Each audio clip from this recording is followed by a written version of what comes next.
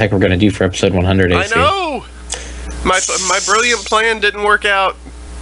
No, it didn't. I can't get anyone to help me make a private World of Warcraft server so we could just beat everything up. Yeah. Man, I'd totally join that party. Oh, it would be such a good party. We may have to just join on Planet Side or just get a few Minecraft servers or something. I don't know. There we go. 6 viewers. Yeah! Wait, that's not good. There's more. I'm sure there's more. There's got to be more. Yeah, there has to be more because there's more people in the chat room. Let's see. Let me make a tweet. Inform the... Yes, I have tweeted. Oh, there it goes. 37 viewers now. Yay. Yay. 37 in a row. How do I see the number of viewers? Is that in Skype or is that in... Oh, it's just in TV. Okay, there we go. Yep. Oh, yeah, it literally just like skyrocketed. Yep. Hey, feather props from Oklahoma today. Ooh, 258. Nice. Yeah, cool. Oh. Yep. Oh, I should log in on this thing or something? Or, if you have a Justin TV account, you can. If you don't have one, that's fine too. 'Tis optional. You can reply to everyone via voice, so... Yes. Oh, that's true. Yeah, I can just watch the chat. Hello, everybody. Welcome to the Bronyville pre-show. This week's guests are Heather Breckel and Ted Anderson, who are mysterious people behind some of the work on the IDW comics. And do you two have Twitter addresses I could reference in my tweet? Yeah. I got one at least. Okay. Mine is Tedley Anderson, Tedly Anderson. Anderson with an S-O-N. Okay. I hardly ever tweet anything, but it's there. All right. And mine's Angie Nucio, so just like my Skype name. Okay. No, everybody knows your Tedley Anderson? Yeah.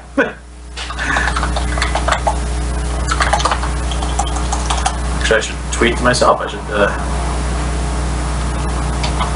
yeah, but all my dozens of followers. No, less than a I'll get my 10 people in here.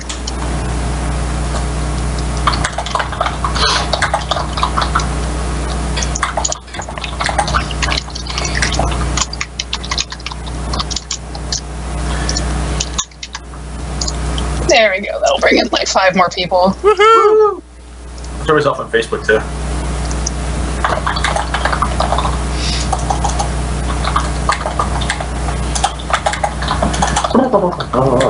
There we go. All right. Should I go for extra credit and make a sudden post on Equestria Daily? Oh, you could. I could go for max credit. I don't know. I think we're going to be talking about enough cool stuff that it might warrant it. Yeah. Because, tell you what, I mean, it's just as a comics fan, this series is like really, really, really colorful, really good. Mm-hmm. And that the full screen spread of it's right near the middle of issue 4 with Twilight and Chrysalis fighting. That was one of the variant covers. Is just like badass. I love that one. I also adore the Twilight going full power mode. Yeah, Twilight goes all Super Saiyan, Avatar state, insert. Or are you looking at the cover of the micro series one? I'm looking at I have issue 4 here on my desk because I picked it the physical up day of.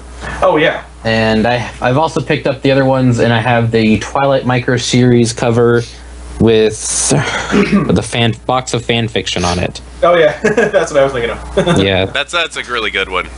That was great. Yeah, that's one of my favorite covers. Yeah, let's see. This one is story, art, and letters by Thomas Zahler, colors by Rhonda Pattinson, edited by Bobby Curnow. Oh, just to let you know, I heard him on a podcast once. I think it's pronounced Zahler. Oh, okay. That's just throwing that out there. I don't know. He does a he does a series I've never actually read, but I know about called Love and Capes that's been out. I want to say that's a self-published series even or something. But yeah, that's kind of what he's known for. Sweet. Yeah. Let's see.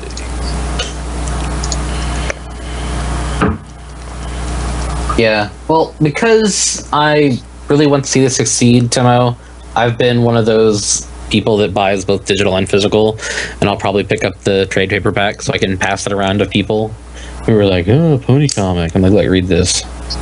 Awesome. Well, we appreciate it. It's like, I mean, I work on the comic, but I still buy some of the covers too. Oh, Fred. But then again, I also pick up like Ghostbusters and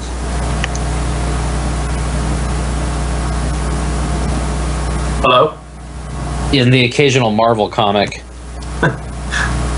But I've picked up the entire run of Ghostbusters. That one's a fun comic. I haven't read that one yet. I've been following IDW's Ninja Turtle series. That one's pretty awesome. Yeah. Alright, let's see. I'm posting something on Equestria Daily, so it requires an image. Let me see what I have. I can't not post something without an image. People get upset.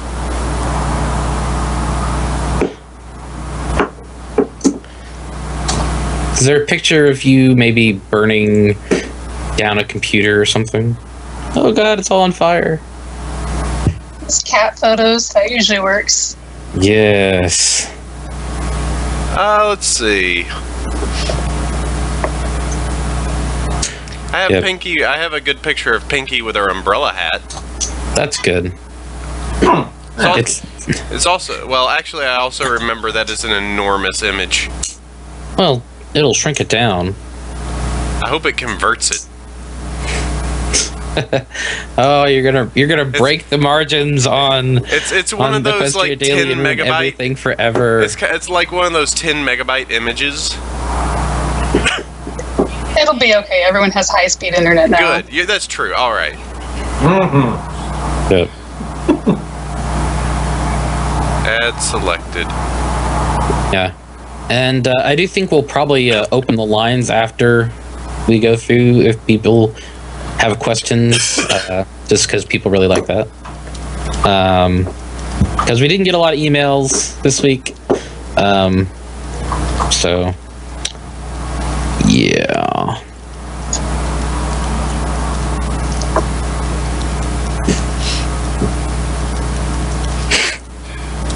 Trixie. So, doc is all ready to go. Not a lot of news this week, not a lot of convention news, so we'll have plenty of time to talk comics. The best kind of talk. Yep.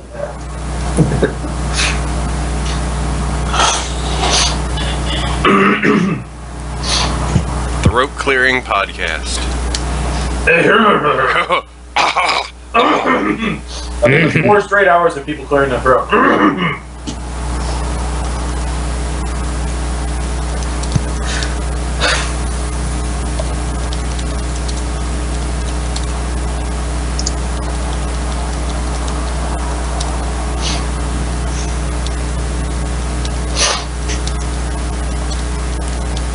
Also, I saw a couple people in the chat making jokes about Mr. Anderson and all that nonsense. And just to tell you, I actually have a cousin whose name actually is Thomas A. Anderson, which is Neo's full name from The Matrix. So, if you ever want to know, no, I'm not in The Matrix, but my cousin is.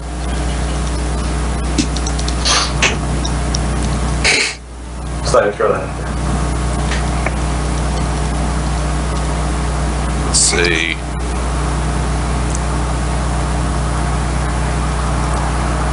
Oh, yeah, somebody provided a pic for you to use, AC. Where is this? Let me see. It's the best picture ever. I'll do it. Looks good to me. You are the prettiest filly. I'm gonna get in so much trouble.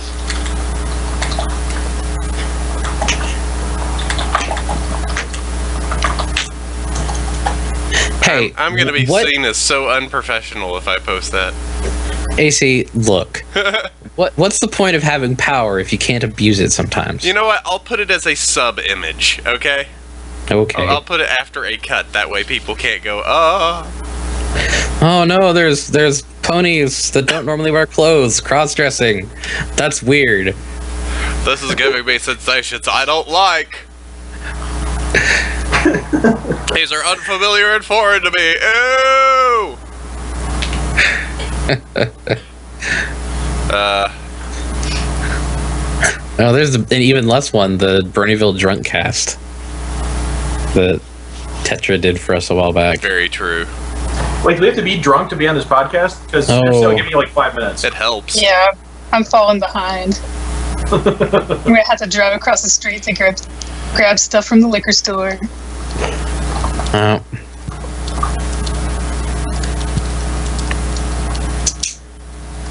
Heck? We have such very helpful fans. They're providing us all sorts of images, some of which might actually be usable.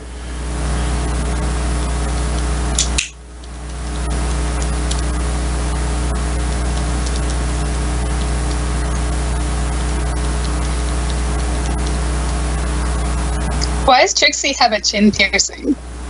That's a good question. That's kind of creepy. Yeah, that is weird. I didn't even know you could have it. Real people could have a chin piercing. I don't know if they can.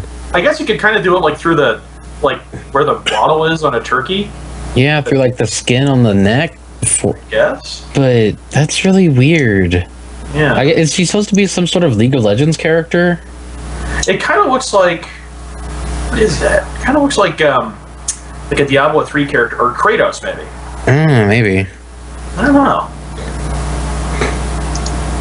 Yes. I'm just looking at all these crazy images coming up in the chat. Almost done. Then we will have 1 billion people in the chat. Whee! Possibly. Here's something for you, AC. What is that, Chef Sandy? You can use it to summon Tetra. It's a picture of Luna, isn't it? It's the Luna cutie mark pillow. You just leave it around your house, and the next morning you'll find him curled up on your couch with it. I love Luna. Tetra already has them. Yeah. I'm sure he already does have one, yes. I thought we supposed to have a picture of them. Oh man, this Etsy store has a lot of cool stuff. Assassin's Creed pillow, Animal Crossing bag, Marceline, nice.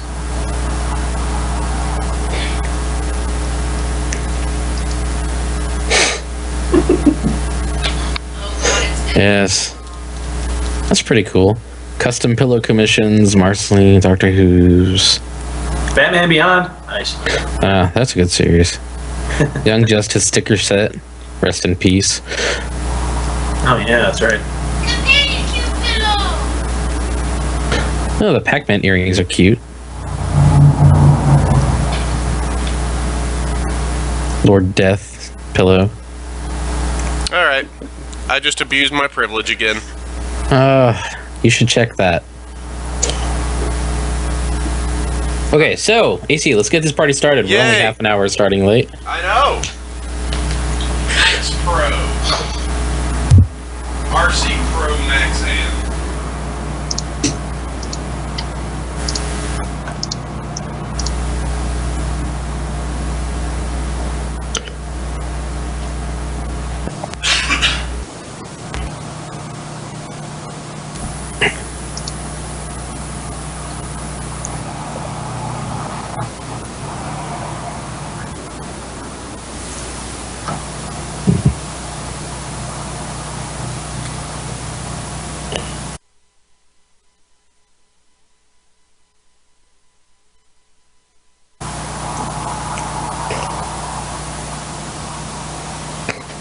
Huh. Gay is censored. Weird. Really? Yeah. I'm offended that that's censored. Yeah, I'm like, well, I mean, I can understand it being sort of auto-filtered because people using it as a pejorative. But even then, it's one of those, Okay, well.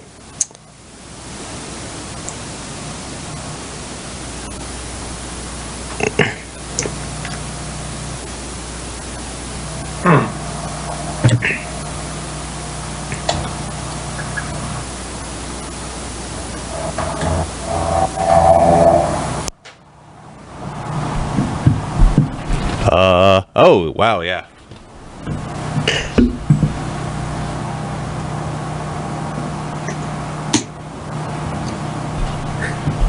That's so much better.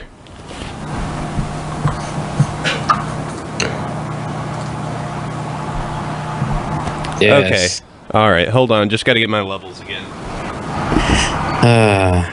As always. Okay, and now we're recording. Okay. We can actually do a show now, Sandy. Finally, huzzah. I think people want the show note link. If you could drop that in the chat while I get this started. Okie doke. Or somebody sent that other link, the show duck. Quack. All right, let me pull up the Google Duck. Google branded duck. This sheet doesn't have the date on it. What am I gonna do? All right. What do you mean? It says Saturday, March 9th, 2013 on the top. And it says at noon Pacific, which is a filthy lie. Thanks, AC. Sorry. Thanks, M.A. Larson. Oh. Thanks, Obama. 29? AC. I'm tired. Stop it. I'm trying to get stuff right. You didn't fill in my... If I'm just like Ron Burgundy. If this line does not get filled in properly, who knows what I will say? Oh, man. All right. Let's go ahead and start this. Hello, everyone, and welcome. Welcome to Bronyville. This is Bronyville, episode number 96, recorded on March 9th, 2013. Hey, I'm your host, Apple Cider. Pants. Wait. Chef. Teehee. You know I'll read anything listed on that line, just like Ron Burgundy. Yep. Yeah. You'll, I'm simply Apple Cider, not Apple Cider Pants. But, hey, Chef, how are you doing? pretty good. It's pretty, it's nice that it's the weekend. Thank goodness. Oh, yes. I finally have a weekend where I can relax after, well, one of a con burning down and another where I was working and sick. So, still a little bit nasally, but, yep. So, I am recovering at this point. Hey, Chef, why don't you go ahead and introduce our two guests this week? Because you came across these two nice individuals, and I have not had much interaction, so I need you to get on this one. All right. First off is our guest, Heather Breckle. I'm saying that right. Yeah. She is one of the colorists working on the My Little Pony comic from IDW. She was involved with issues 1 through 4. And I do believe you're going to be doing some going forward. Yeah, thus far it looks like I'm pretty much doing all of it aside from all the micro series. Awesome. Also with us today is Ted Anderson, who is one of the writers for one of the micro series, and maybe doing some more of those as well. So I accidentally double booked, but I double booked people working on the comics, so it's okay. Fortuitous coincidence. Yes. Something. Very, you planned it. It works out that way. It's planned, and it also works Just really, really as well. Pinky planned. Absolutely. Well, this is great because we got you both on. We can talk about some of the workings of the comics. Ever since we had Andy Price on the show, we were really psyched before the comic was coming out. We had really good hopes for it, and since it's been released, we've been absolutely loving it. I definitely need to give my my review of comic number 4 this week. So the pressure's on since I have you guys to watch over me, but I won't be biased. Oh, you're just gonna say you really liked it. I will. That's the thing.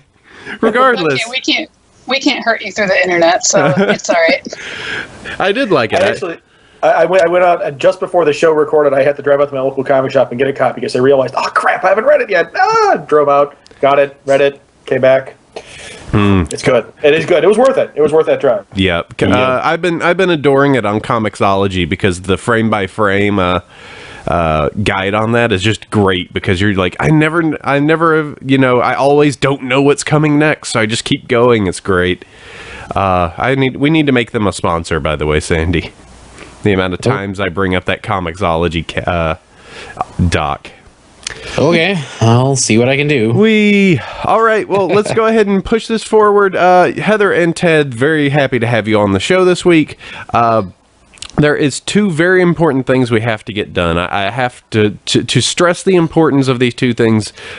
For the life of the show, if these two questions aren't answered, unfortunately, it grinds to a screaming halt. Nothing can happen, and we can't progress. So everything is riding on the two of you at this moment. It is the weak link of our show. If it does not transpire, we just have to shut off the recording. So I will start with Heather. Heather, I must know from you favorite character and favorite episode. Rainbow Dash and Sonic Rainboom tied with Cider for Success. There we go. Yeah. Take that, AC. Oh, no, that's not a purple pony. Well, Lesson Zero is pretty awesome, too, so. Pretty good. All right, excellent. And Ted, what are yours? Rarity Season 1, Episode 14, Suitor for Success. Wow, jeez. I've had that. It is a classic, man. That was the one that made a believer out of me. Yeah. It was so dang good. I mean, it was the one where they finally sort of showed that they could do a really complex emotional conflict that didn't actually have any villains, and yet worked as a story, and it was classic. Well, it's also the classic, if you are an artist, that is everything that has ever been a problem for an artist. Oh, yeah, definitely. That too. It's like... Or go ahead. Go ahead. No, you go ahead. Okay, well, pretty much working as a professional artist, when I saw the episode, just my heart really broke for Rarity. I was like, dear God, I have been there. I'm so sorry, Rarity. Just sitting there trying to manage expectations of I made this really nice thing. Yeah, but I don't know. I kind of was hoping for something different. Okay, well, what don't you like? Just, could you make it different? That probably is one of probably the two best episodes in season 1. I think it made a lot of people actually care about Rarity, whereas before it's just fashion white pony that goes nuts. Yeah, there's an image that's been floating around image boards and Tumblrs for a while now, but it says that basically Rarity in any other kids show would be the villain. She's the one who's obsessed with fashion. She wants everything to look good. But at the same time, in this show, they make her someone who's an artist, who's a craftsperson, who takes pride in her work. It's that episode, yeah. It's really good. Rarity's the kind of character I really hate in other shows, but after Students for Success and Dog and Pony show, I was totally converted. Yeah. If only Applejack could get that. If only. Maybe she will get her dues in other ways. All right. Well, great to have you two on. We will definitely be talking about more stuff coming up with the comic once we can barrel through this the sponsor news. So, Sandy, take it away. Who is our sponsor? Our sponsor is We Love Fine, the people who make all sorts of fantastic pony shirts, as well as for other things like Marvel and Adventure Time and all that fun stuff. And as always, there's lots and lots of new shirts coming out. There's some Bravest Warrior stuff featuring Catbug, various other D&D shirts, some new ponies with headphones, because that's a thing. It is. They're very nice designs. Horatio, who is a really top-notch artist, has put out several new ones this week. And you can use our coupon code Bronyville10 to save 10% off your purchase. Yeah! Party time! That's We Love Fine, always bringing the horns in the party. What was that? I think that's someone. I think there was a fire truck outside my window. Sorry. Yeah. I was gonna say. We love fine Somebody bringing the party burning time. It wasn't me, I promise. But jeez, I think they're going past. Woo! No, it's fine. We can't exactly blame you. That was the We Love Fine Party Police going past, right. telling you about the awesome deals in using Bronyville 10. All right, and that is our sponsor. I said we need to get a few more just for kicks, so we can bring some awesome stuff to you guys. So, all right, it's news time. I have to find out from your from our usual fire status. What is the current fire in the fandom, Sandy? Hiatus. Huh? There's nothing going on. There are no fires. Unicon has died down, and the convention season continues apace. And Cloudesdale Congress seems to be going rather well right now. So nothing is on fire except for something in Ted's neighborhood. In general. Sorry, man. Apparently, I live in the fire district of Omaha. Like, I don't know what it is. Oh. Well, but yeah, there's not been a lot going on. And actually, that's a good thing, because we've been at DEF CON 1 for so long, and then now it's like, well, that's the hiatus, and everybody's done stabbing each other in the back and whatnot. So, huzzah! That's a good thing. Maybe things are better. Wasn't DEF CON 1 the original working name of Unicon? Hey! Yes.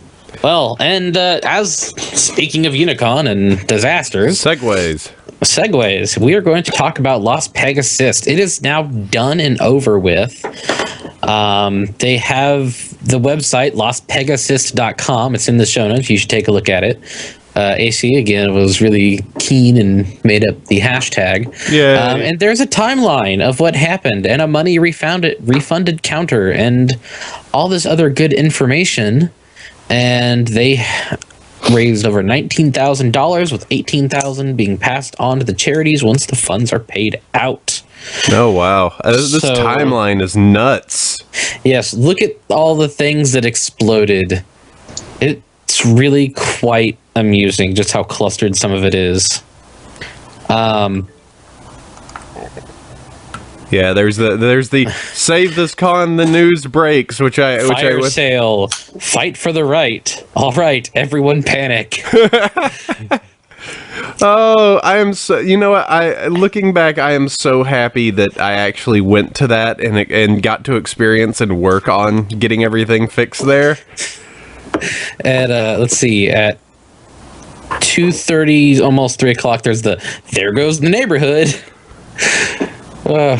I'm glad the people who put that together have a sense of humor, because it was a weird situation. Oh, and it was rough for a lot of people, like way, just super, super rough. You know, and it's I can look at it and I cannot be too upset, because besides airfare, I really didn't get dinged too hard myself, and I would have been able to at least temporarily cover my my room cost as necessary, but so I would have actually been able to leave Las Vegas if I had gotten charged. But you know, for us, you know, kind of as I stated last episode, it came together, and there's the hope for more collaboration with different groups inside the fandom moving forward. So you know, everybody seems to be playing nice still, and that's a good thing. Yep. So excellent. Good on the community. Pat yourself on the back if you participated, because those guys really messed up the community, and the community fixed the problem. Yep. And lots of people got a whole bunch of really cool stuff. Yeah. Even like the writers and stuff were getting involved, so it's really cool, and it makes everybody feel all warm and fuzzy. Oh yeah, remind me. Like, it's great. Remind me. I need to send the and this is also for M out there. Remind me, because I'll make the outro be the Amy Keating Rogers Derpy song. Okay. The one that she released for the Las Pegasus. I will put that as the song at the end of this episode, so that you may hear it, because, well, you know, congratulations. Okie doke. Yep. That's cool. Well, I will make sure that the song that I picked already will be removed. Oops. It shall be stricken from the record. Stricken from the record. All right. Well, and moving on into more reverberations. More post-Unicon fallout. And this is one of those things that, yeah, it's this kind of expected. Tara canceled her appearance at Big Apple PonyCon due to Unicon. Big Apple PonyCon, she was like their one really big guest, and whoops. So, I mean, I don't really blame her, but it's kind of left Big Apple PonyCon in a little bit of a lurch. They do have Jason. He's a really cool guy. They do have I believe they have most of the Katie, IDW dudes. Yeah, Katie Cook, Annie Price, and I do believe you, Heather, right? No, I wasn't invited. I'm not cool enough. I'm sorry. It's okay. I thought they listed 3 people. They did. Let's see. May have been Amy or the other Heather. Yeah, Katie Cook. Oh no. Okay. Yeah, there's Heather Nuffner, I want to say. Nunfer? Yeah, she's the next writer. Right. Yep. 2 Heathers working on this? How confusing. I know. And there's that it's kind of bad because they alternated things left and right.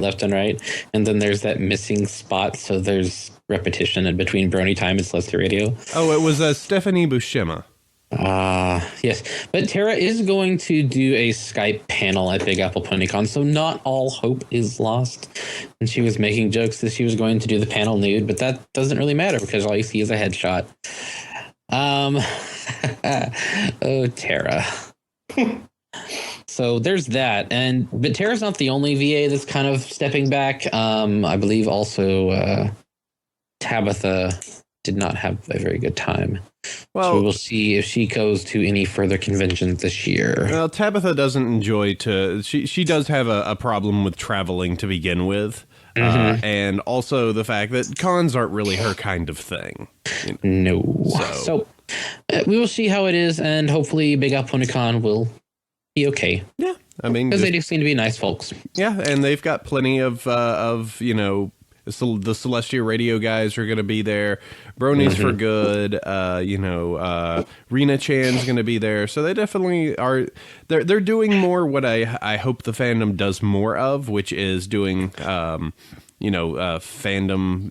The actual inter-fandom celebrities or inter-fandom people, opposed to actually feeling like they have to make a major convention that has show staff and and make sure that has VAs and stuff like that. They can be a little bit quieter. Yep. All right. So, but also at Interplay, gosh, I can't talk today.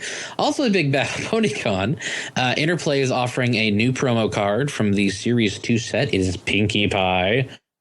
And for some people, she's best pony. So that's pretty cool. She's second best pony. So yes. They are having a pop-up shop in Sheraton, Brooklyn. And so I'm going to guess they don't have vending space at the con, but they will have their little pop-up shop up the street. So get yourself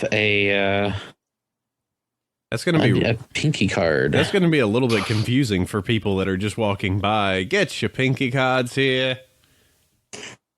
Get your adorable ponies out of the streets of Brooklyn. Just step right over here. We got falafels. We got rarities. We got Apple Jacks. How would you like a Pinkie Pie? Come pick up your Pinkie Pie. Here, get a falafel too. Pizza's the 2-for-1.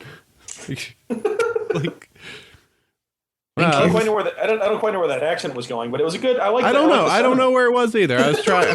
it was simply something. Okay.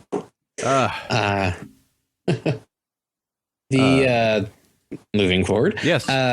Sibsy, Miss Abergetti, is joining the forces of the Brony Thank You Fund to help oversee their good works in the community and with charity in general.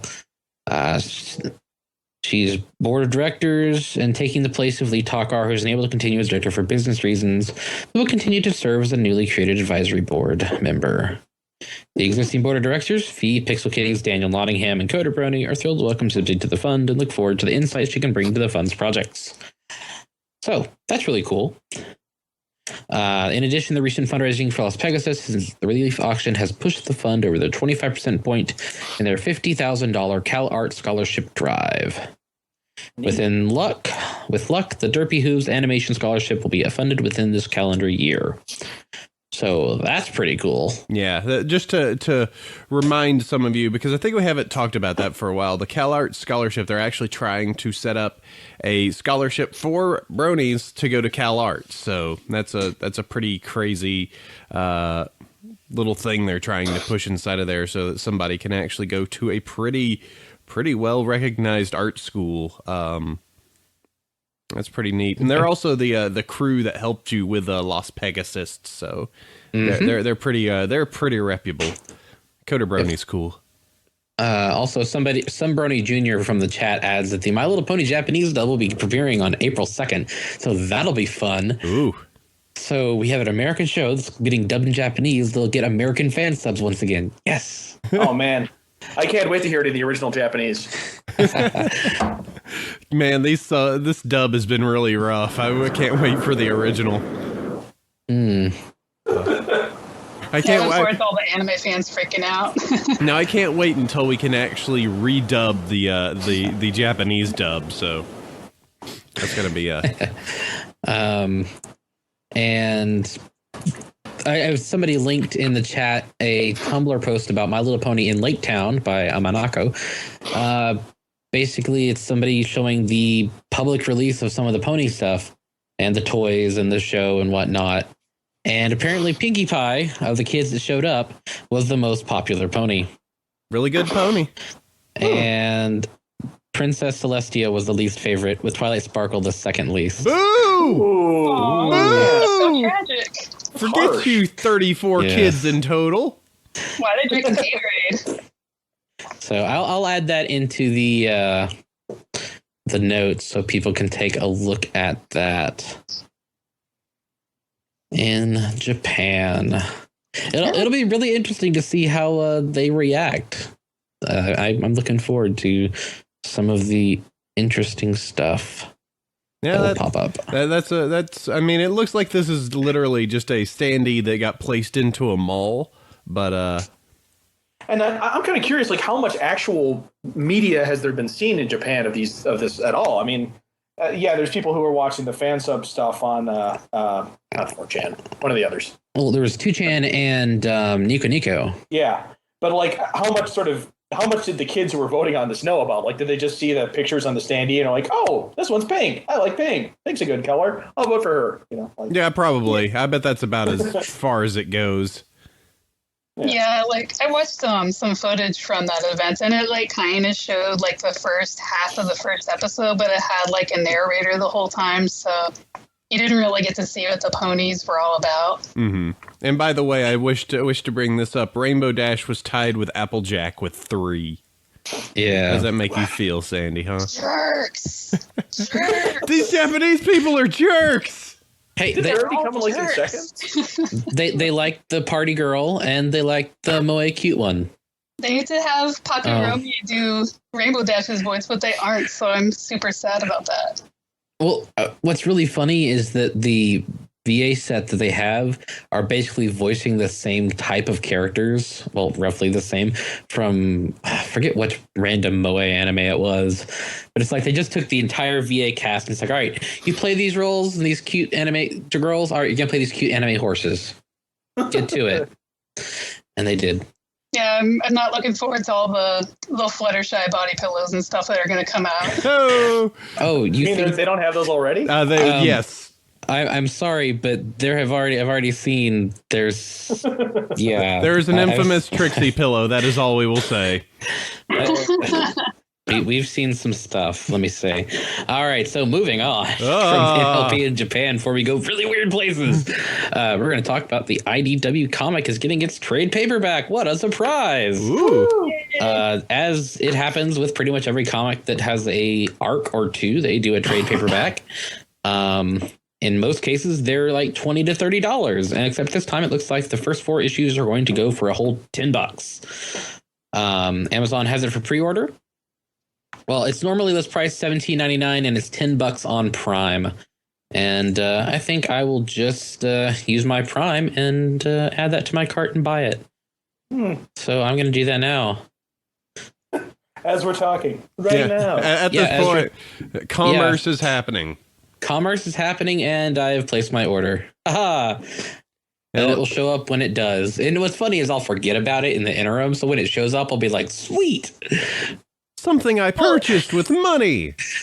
Well, if you already bought the regular issues, I don't know for sure if IDW will include the little bonus things that Katie did, because I know sometimes they don't always include all the little bonus things in the trades, so I don't know. So like you might luck out if you have the issue. So like the Spike story at the end of the most recent comic and things like that? Oh, yeah. Okay. Yeah. Yeah, actually, I can kind of talk about that a little bit when we get to the comic itself about the 2-page shorts. Well, sort of. I can tell you what the deal is with them. Sure. Okay. And that is about it for the news. We do have a little bit of convention news. Well, let me just state this. One thing that was also in that the IDW trade, the double, was also the variant for the Rainbow Dash, where she looks like she's doubling up on her pets. Yeah, she has the hawk, and she's double midnight collectibles. Yep. Mm-hmm. Lindsay and Fleece. Tell you what, though, some of those variant covers are dang expensive. Do they actually cost more? Some of them do, yeah. Like Double Midnight has some really, really, really good looking covers, and they charge like $16. Oh, geez, man. Aren't the Larry's ones like 30 or 50 or something? It's like, you know what? Maybe if they were like autographed or something, possibly. But there's a certain point where it gets a little ludicrous. At what point can we petition for a Bronyville variant? Is that how much does our I think we need to know some artists. Maybe if we get Katie on and we're like, can you stick us getting like gooed by changelings into the background of an issue? I gotta tell you, I know I've followed up on this because I've wanted to have some of my friends do variant covers if I could, and it's a thing where a retailer has to order a certain number of copies, and then they can get an exclusive cover draw for themselves, or they can order a slightly smaller number of copies, and they'll get a special cover, but it'll just be an enlargement of some of the art in the issue. Mm-hmm. So like if you look at the other covers, you'll see that some of them are just larger versions of one of the panels in the issue, and that's what they got. So Okay, so they do have the Midtown Amber Emerson variant that has Derpy holding holding the comic in her mouth, and that one's $10. Oh yeah, on the topic of the trade, I think that I don't know all the information on it, but I know there's going to be the Treasury collection, which I think is like the first issue in black and white along with all the covers. Yeah. And one of the things is, it looks like the fourth printing of issue 1 is out there, that they're up to a fourth printing, which is mind-blowing. That's unprecedented not unprecedented, but that is massive. Well, I mean, for an IDW comic, I do believe it's probably the biggest one at this point for a single issue. Yeah, it was their top seller ever. Mm-hmm. Crazy. I'm sure that makes you giggle in very strange ways. I'm doing a pony comic and it's max popular. Somewhere the Doctor Who guys are going, ooh! They better step up their game if they want to beat us. Yeah, it's like, oh, I'm sorry, the fanatical fans of My Little Pony are totally taking the wind out of your sails there, Doctor. As I was saying, I was just like, they did a Star Trek's Doctor Who crossover. I'm just saying, Doctor Hooves. Yep. Just putting that out there. If only somebody from IDW could hear it and go with it. Yeah, it's definitely been brought up on the IDW official forums a few times. So, Bobby Curnow, the editor, definitely knows about it. Hey, they did a Doctor Who good. Star Trek Next Generation crossover. It could happen. Mm-hmm. So we're almost to the comic time. We're almost to topic time. We're so close. Let's go. So close. Do the conventions. A little bit of news. Equestria LA has finally started announcing some of their guests, which is good because their event's not very far out. Equestria LA is May 10th through the 12th, 2013 at the Marriott Anaheim in California. We have had Karen on, and she is good people. So they have announced Nicole Oliver and Kathy Weisluck as their 2 guests of honor thus far. And they were teasing on their Twitter earlier today being Saturday, March 9th, that they would be doing something or another announcement, but I have yet to see it. So they are slowly revving up but they don't have very far to go till their event date. So best of luck to them. I will probably be at the convention in a staffing position, at least serving as a personal assistant. So AC, you should probably wander down. I'll know a little bit closer to the event what the deal is, but I'll probably be there. Galacon, where I will not be since it's in Germany, and I don't have that kind of money. They have announced 2 guests, John Hoseko and Jan Animations, are going to be joining them. So that is really cool. Those guys, again, they're good people, and we like talking about their event, and we hope that they have another successful year. And my baby, Nightmare Nights Dallas, we have open registration for attendees. Pre-registration is only $35 till October 15th. And vendor registration, if you want to sell your pony merch, it's going to go live on the 16th at noon Central Time. Unfortunately, we don't have a very big room for the vendors. We have only 29 tables in the room, and so we have a very limited amount of tickets available. Vendors tables are $95 and include one 6.5 by 2.5 foot table and include a regular attending membership. So it's not that expensive. But there's just not many of them. There's just not many of them. So go reg for SandyCon. Yep, it's in November 8th through 10th, 2013. We already nailed down our 3 voice actors. We have Andrew Libman, Brenda Critchlow, and Peter New, and James Wooten, who's one of the directors from DHX, will be joining us as well. And we're working on getting some additional people from the studio, as well as we've added We have Pixel Kitties, and recently added Sophie Cabra as a community guest. Oh, she's not on your page yet. She is on the community guest page, and I need to add her to the main guest page. Oh, okay, that makes sense. I can do once we're talking. Okay. On topic time. So AC, it's topic time. Hey, it's topics. That's IDW Comics. And I guess what we should do. Well, I'm kind of. I'd like to do the review of the most recent comic, but I'm also super curious about. I'll tell you what. Let's do the review, and then let's get a little bit into these 2 gracious guests that we have this week. Sandy, have you seen the 4th comic? Yes, I picked it up day of and had the digital that night. Okay. Let's see. So how spoilery would you like to go on this? There's some people that are currently cringing in the chat room going, don't spoil. I think we could, here's the thing. It's still a kid's comic. The protagonists win. Yeah, let's not spoil, because it really is that good. I'll state it right now, and it's not because we have 2 of the people working on the comic right now. I heard some when some stuff leaked out a little early. I heard some groaning on 4chan, groaning on 4chan, big surprise. But no, I really liked it. No. Yeah, it is very good. You get to see. I really like how they able to go a little bit darker with the series. I mean, the entirety of this comic takes place in the castle that Chrysalis is occupying, and there's lots of references, which would be rather obtuse to any of the children who are reading, who would actually pick this up. But for adult fans, wow, the Kali Ma reference that they put in behind the doors with a flaming apple. Wow. That was a little, yeah. Pennywise the clown, the scary twins from The Shining. There's a little bit of a reference to The Godfather towards the very end. Yeah. Yeah. And Chrysalis is always full of fantastic, fangy facial expressions. She is actually, a proper scary monster character.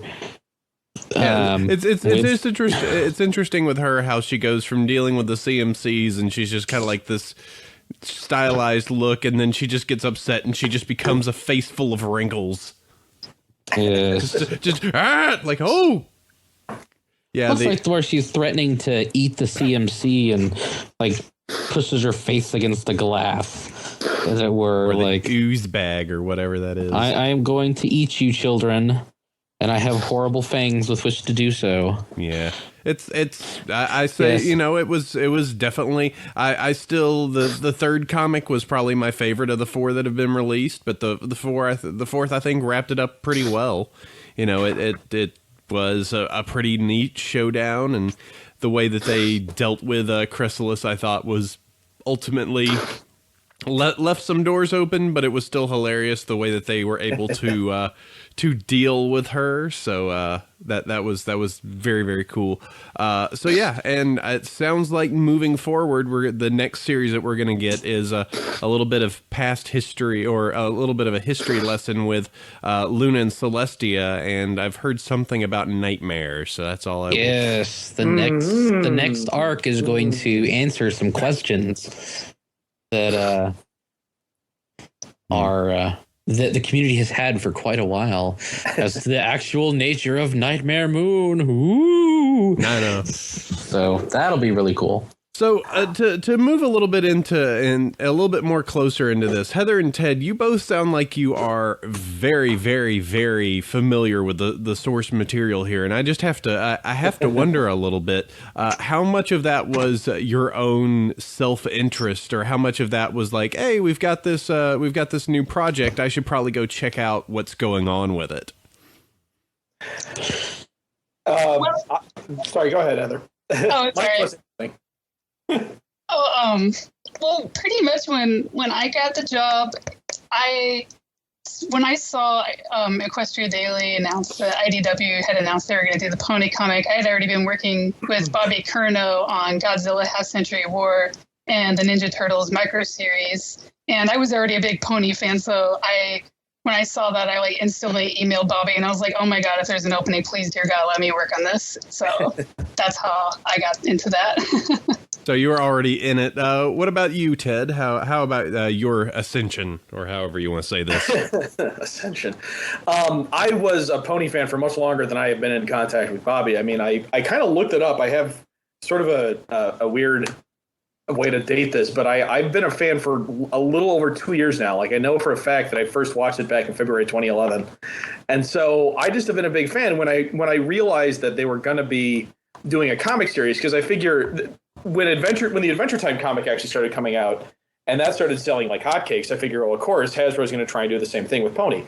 And so I started working actually with an artist friend of mine to do just like a little 3-page comic, just to prove that, you know, we know how to write the characters, you know how to set up a page and all that stuff. And then I sent that out to, first of all, to Boom Comics, which is the one that's actually publishing Adventure Time and a couple of other Cartoon Network series, and then also to IDW.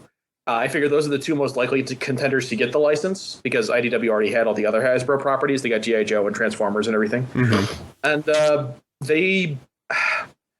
I mean, Bobby liked me. I actually got directly in touch with Bobby once they actually announced it, and they announced that, yes, it's going to be IDW, and that it's going to be Bobby Curnow. I got in touch with, I'm kind of skipping ahead in the interview process here. I'm kind of giving you my backstory. Go just have fun with this. Go however you like. Okay. I'm from Minneapolis originally, and there's a great community of cartoonists and comicers in Minneapolis. And specifically, there's a guy I know named Xander Cannon, who's a stand-up guy, and who he's a pretty major name in the comics world himself. He illustrated a miniseries to Alan Moore. He has a serialized graphic novel going on right now online through a thing called Double Barrel. His book is called Heck. It's kind of an interesting situation. Look into it. And then he also wrote a couple of miniseries for IDW. He wrote a Star Trek miniseries and a Transformers miniseries. So he got in touch with the editor he worked with, and that editor got in touch with Bobby, and then Bobby got in touch with me back up the chain. And then I sent Bobby just kind of I just told him, you know, hey, I'm a fan, I'm a comics writer, I'm an aspiring comics writer, really. And I like to do some work on the comic. So Yeah, it's kind of came out of nowhere. This is my first actual professionally published piece of comics work, and it's on a series that I love and which is also like one of the best-selling series on the stands. So it's kind of a neat way to debut. You're feeling pretty good about how it's going. Oh yeah. I'm pretty high on life right now. Well, excellent. And as we said, and this is definitely not just not just blowing some smoke. I've been loving both the interactions. I love to go a little bit for the writing. There's just specific things that is so well done. I believe the second comic where Twilight just breaks it. The moment that the troll shows up and Twilight simply goes, "Oh, look, it's a cave troll. They're not usually like," and just starts info dumping. I was just like, "Oh, that's perfect. Oh, that's perfect." So yeah, I don't know how much familiarity Katie has with the series, but I mean, she's definitely getting the notes of the characters right. Mm-hmm. Yeah, Katie's a fan of the show too. Indeed, yeah, no, it kind of has to be. That's excellent. Pretty much the whole comic cast, as far as I know. I don't know about all the micro series people, but pretty much all the people that are on the main series are pretty big fans of the show. Well, definitely, it shows, especially with the first four of the main series. It definitely seems it's definitely out there, and the references and everything, the more kind of adult tone to it, as well as just kind of like the hidden little nuggets that are inside of it is great. To kind of play and push it over so that we have the whole collective span of everything going on. Heather, what about your journey into getting into the comic? You mentioned it a little earlier, but go if you want to go into a little bit more detail, like Ted. All right. Well, I mean, I had first started working through IDW because I was friends with James Stocco, who did work theme for Image, and he just finished up Godzilla Half Century War, and he wanted me to do flats on that series, so that's how I was introduced to Bobby. And I'm also friends with Marley Zarcone, she drew the April issue of the Ninja Turtles micro series, so I finally got a chance to actually do coloring besides the flats. So I wasn't doing a whole lot for a while, and then I found the comic was in the works, and then I harassed Bobby a bunch, and they weren't sure if I was going to get to do it at first because Andy Price was supposed to like draw and color, but he wasn't going to be able to do it time-wise, so Bobby had me do a test page, and the test page was actually a pretty different style. I normally do kind of like a cut and gradient style, which is more of a traditional comic sort of thing from the 90s, but that made the colors kind of washed out, so after I talked with Andy a bit, we switched to cel-shaded, and the rest is pretty much history.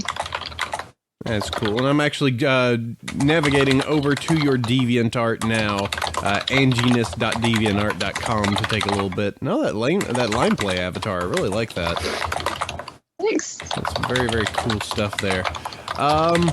Getting a lot of typing. Typity type. Sorry, that's probably me you're hearing. Someone's asking me something in the chat. I didn't want to interrupt Heather. You could go ahead and answer it now if you so wish. Oh yeah, and I can't actually answer in the chat because I don't have a login. Well, anyway, if someone is asking about writing for the micro series and different from writing for the main comic. So Heather, if you don't mind, I can start answering this stuff. I'm not involved in the writing process. So I kind of came into it sideways. Like I said, I had a 3-page issue or a 3-page story that I had illustrated by a friend of mine, Elena Barbarge, and it looks fantastic, and I really wish I could do something with it. And I threw a couple like 2-page stories at Bobby, just little backup things, one-off jokes about, someone tries to, Rainbow Dash accidentally screws up when she's trying to clear off the sky, some little stories like that.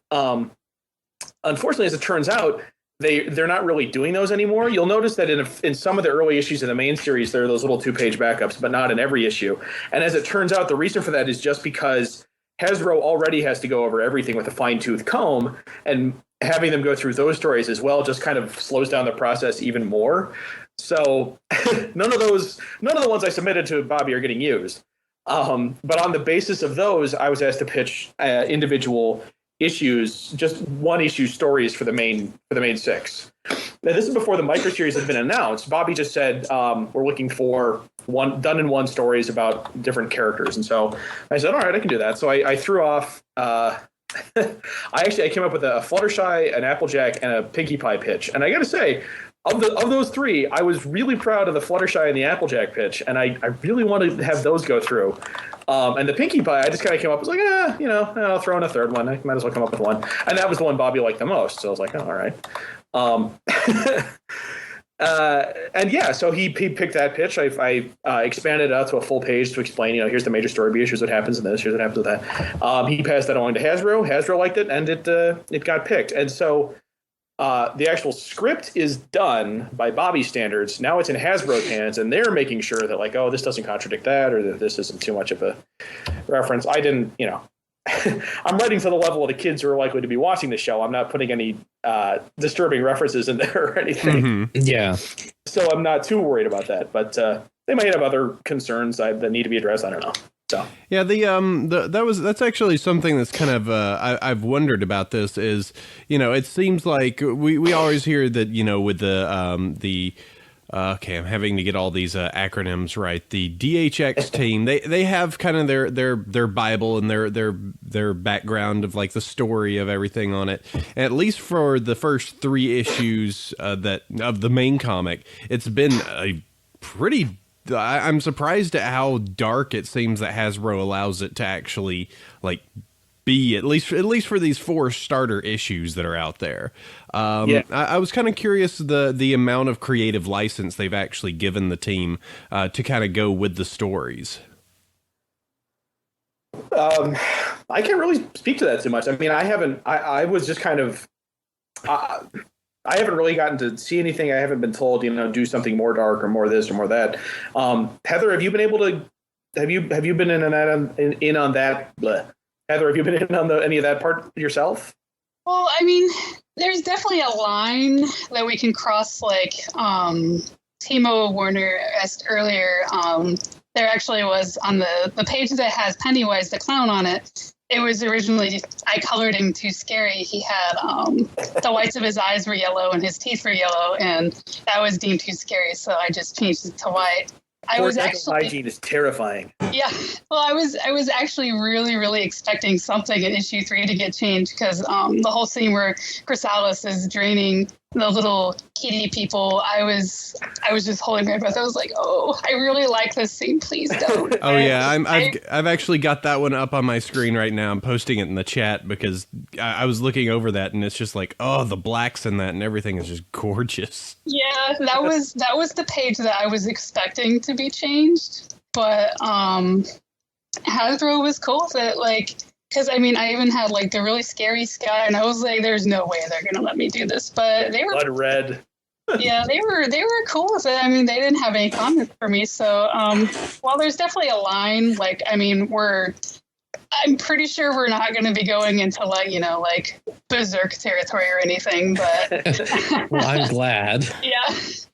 But, I mean... Hasbro will never let us go totally, like, grimdark or anything, so no one has to worry about that. Definitely. Mm-hmm. Well, I mean, it's just one of those things that it's like, wow, they totally just ate and took out that entire village. She's sucking out souls right here. Yeah, that's just incredibly dark, and it's still in there. And then in issue 3, where it looks like she basically squishes one.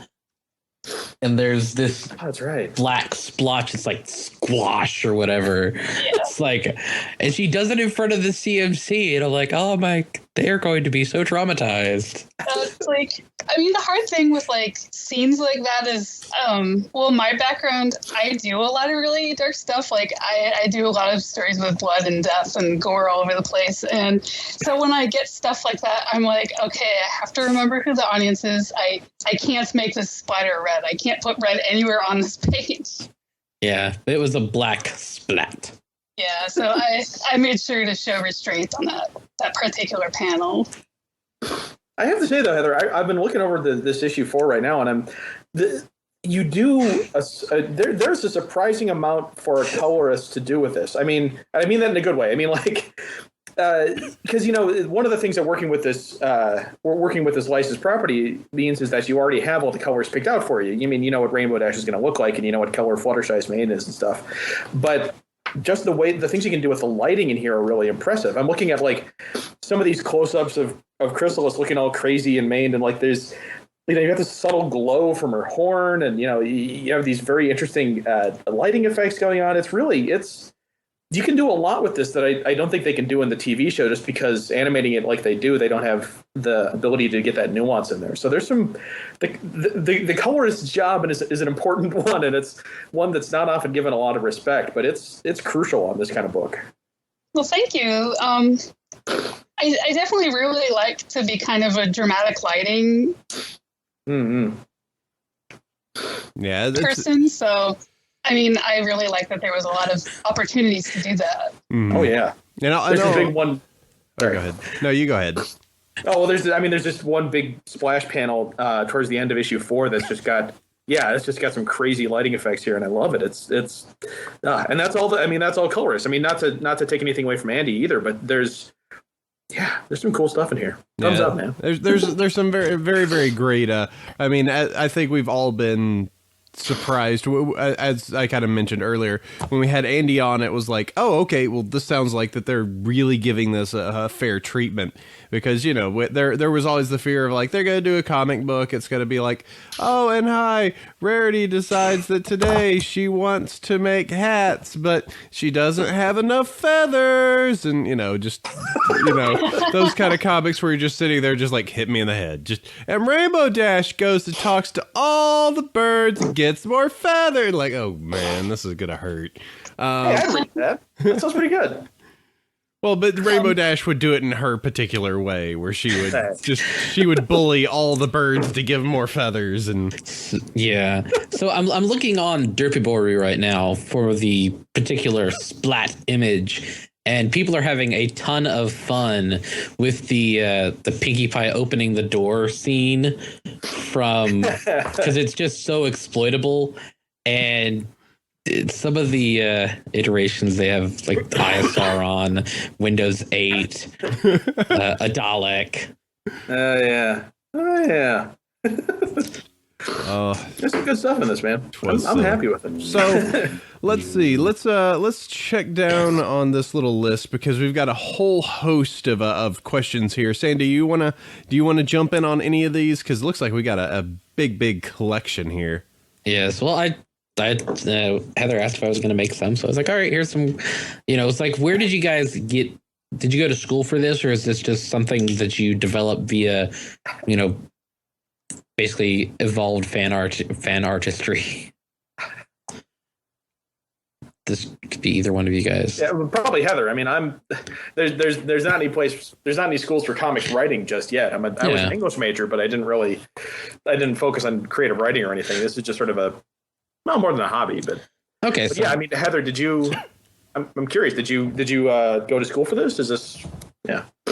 Oh yeah. I went to the Columbus College of Art and Design. I was a time-based media major, which is film and animation and comics and stuff. I didn't go to college specifically for coloring comics or anything. I was more trying to like do animation and draw comics. But I took a lot of color theory classes, and I got to take some illustration classes, so that was really beneficial to what I needed to do professionally. And yeah, there are schools for comic art. I wish I could have gone to Savannah, which is like the big end. Yeah, but CCAD was a nice experience, and I mean, it got me really good at being really fast, because a lot of people compare it to Harvard in terms of workload.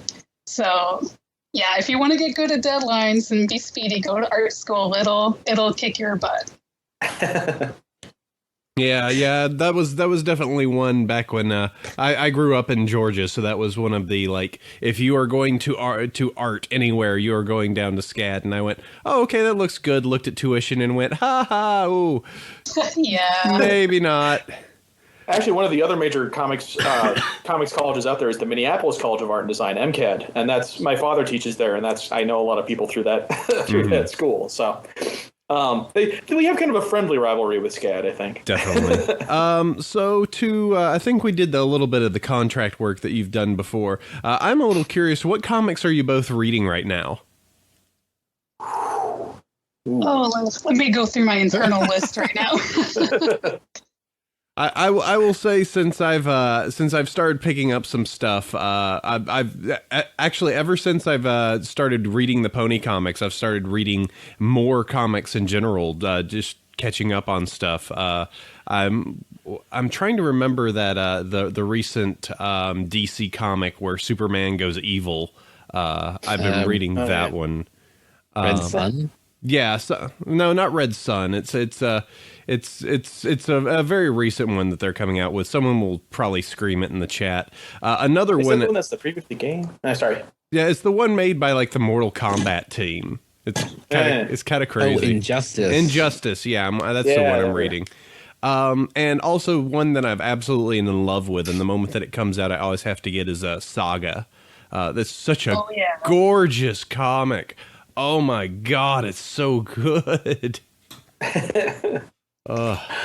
So what about for you two? Let's see. I'll go ahead and start with. Let's see. Which of you should I pick on? I think Heather sounded like she had a bigger problem to try and figure it out. So Heather, which comics are you in? Well, I read Saga too. That series is just incredible. I've been reading Glory, which just ended. Prophet is really awesome. I read Peter Panzerfaust, even though I also work on that one. There's Berserk. I'm a big manga fan. I like Silver Spoon, which is another one by Hiromu Arakawa, who did Full Metal Alchemist. That series is pretty awesome. Oh gosh, I'm trying to just look at my comic shelf. I really like stuff by Naoki Urasawa. He did Pluto, Monster, 20th Century Boys. A lot of titles I probably can't pronounce. I think that's all the ones that are ongoing that I've been reading. Mm-hmm. All right. So Ted, any that you've gotten into or that you've got yourself subscribed to at this point?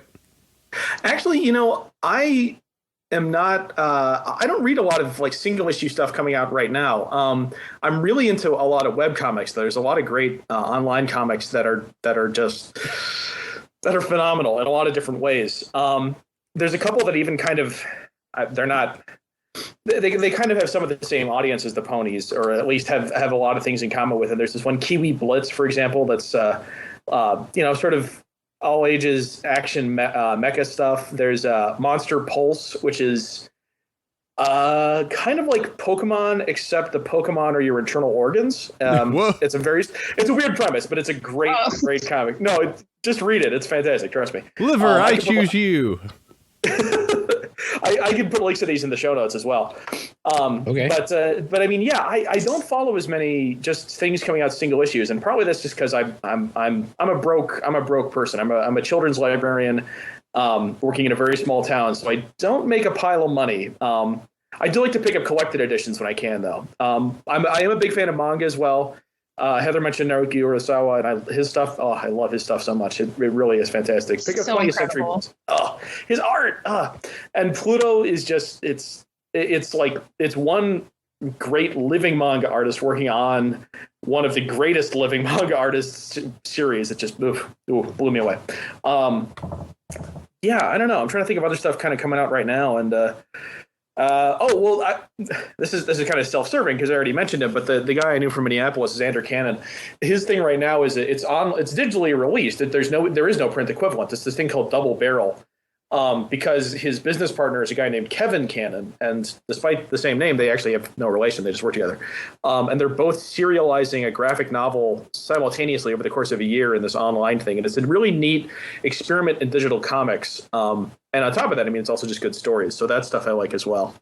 So, hey, plug for Double Barrel, everybody. Go out to your local iPad and buy it. But yeah, it's, I don't know. There's a lot of cool stuff out there. I'm not buying a lot of it. Nah, no problem. I definitely was doing web comics a long while. I've filtered off of them for the most part, but it's just hard to keep up when there's just so many that you're interested in, and they keep getting updated on sometimes a daily basis. So, it gets pretty rough. Let's see. We did the Hasbro approval. We did. There was something that was mentioned maybe a little Well, there were some questions that was brought up pre-show that maybe we could bring up now. I mean, the micro series that's out there, there's some. We've definitely had the Twilight Sparkle that's come out. We know that there's a Rarity and a Rainbow Dash that's on the way. I mean, there's so much that could be done with it. I mean, you could have, Applejack and, of course, the rest of the main six. But it sure would be cool if we had, like, a Spike or a Celestia or maybe the CMCs. It would be cool to see how far the micro series could actually go. It would be. I mean, IDW has...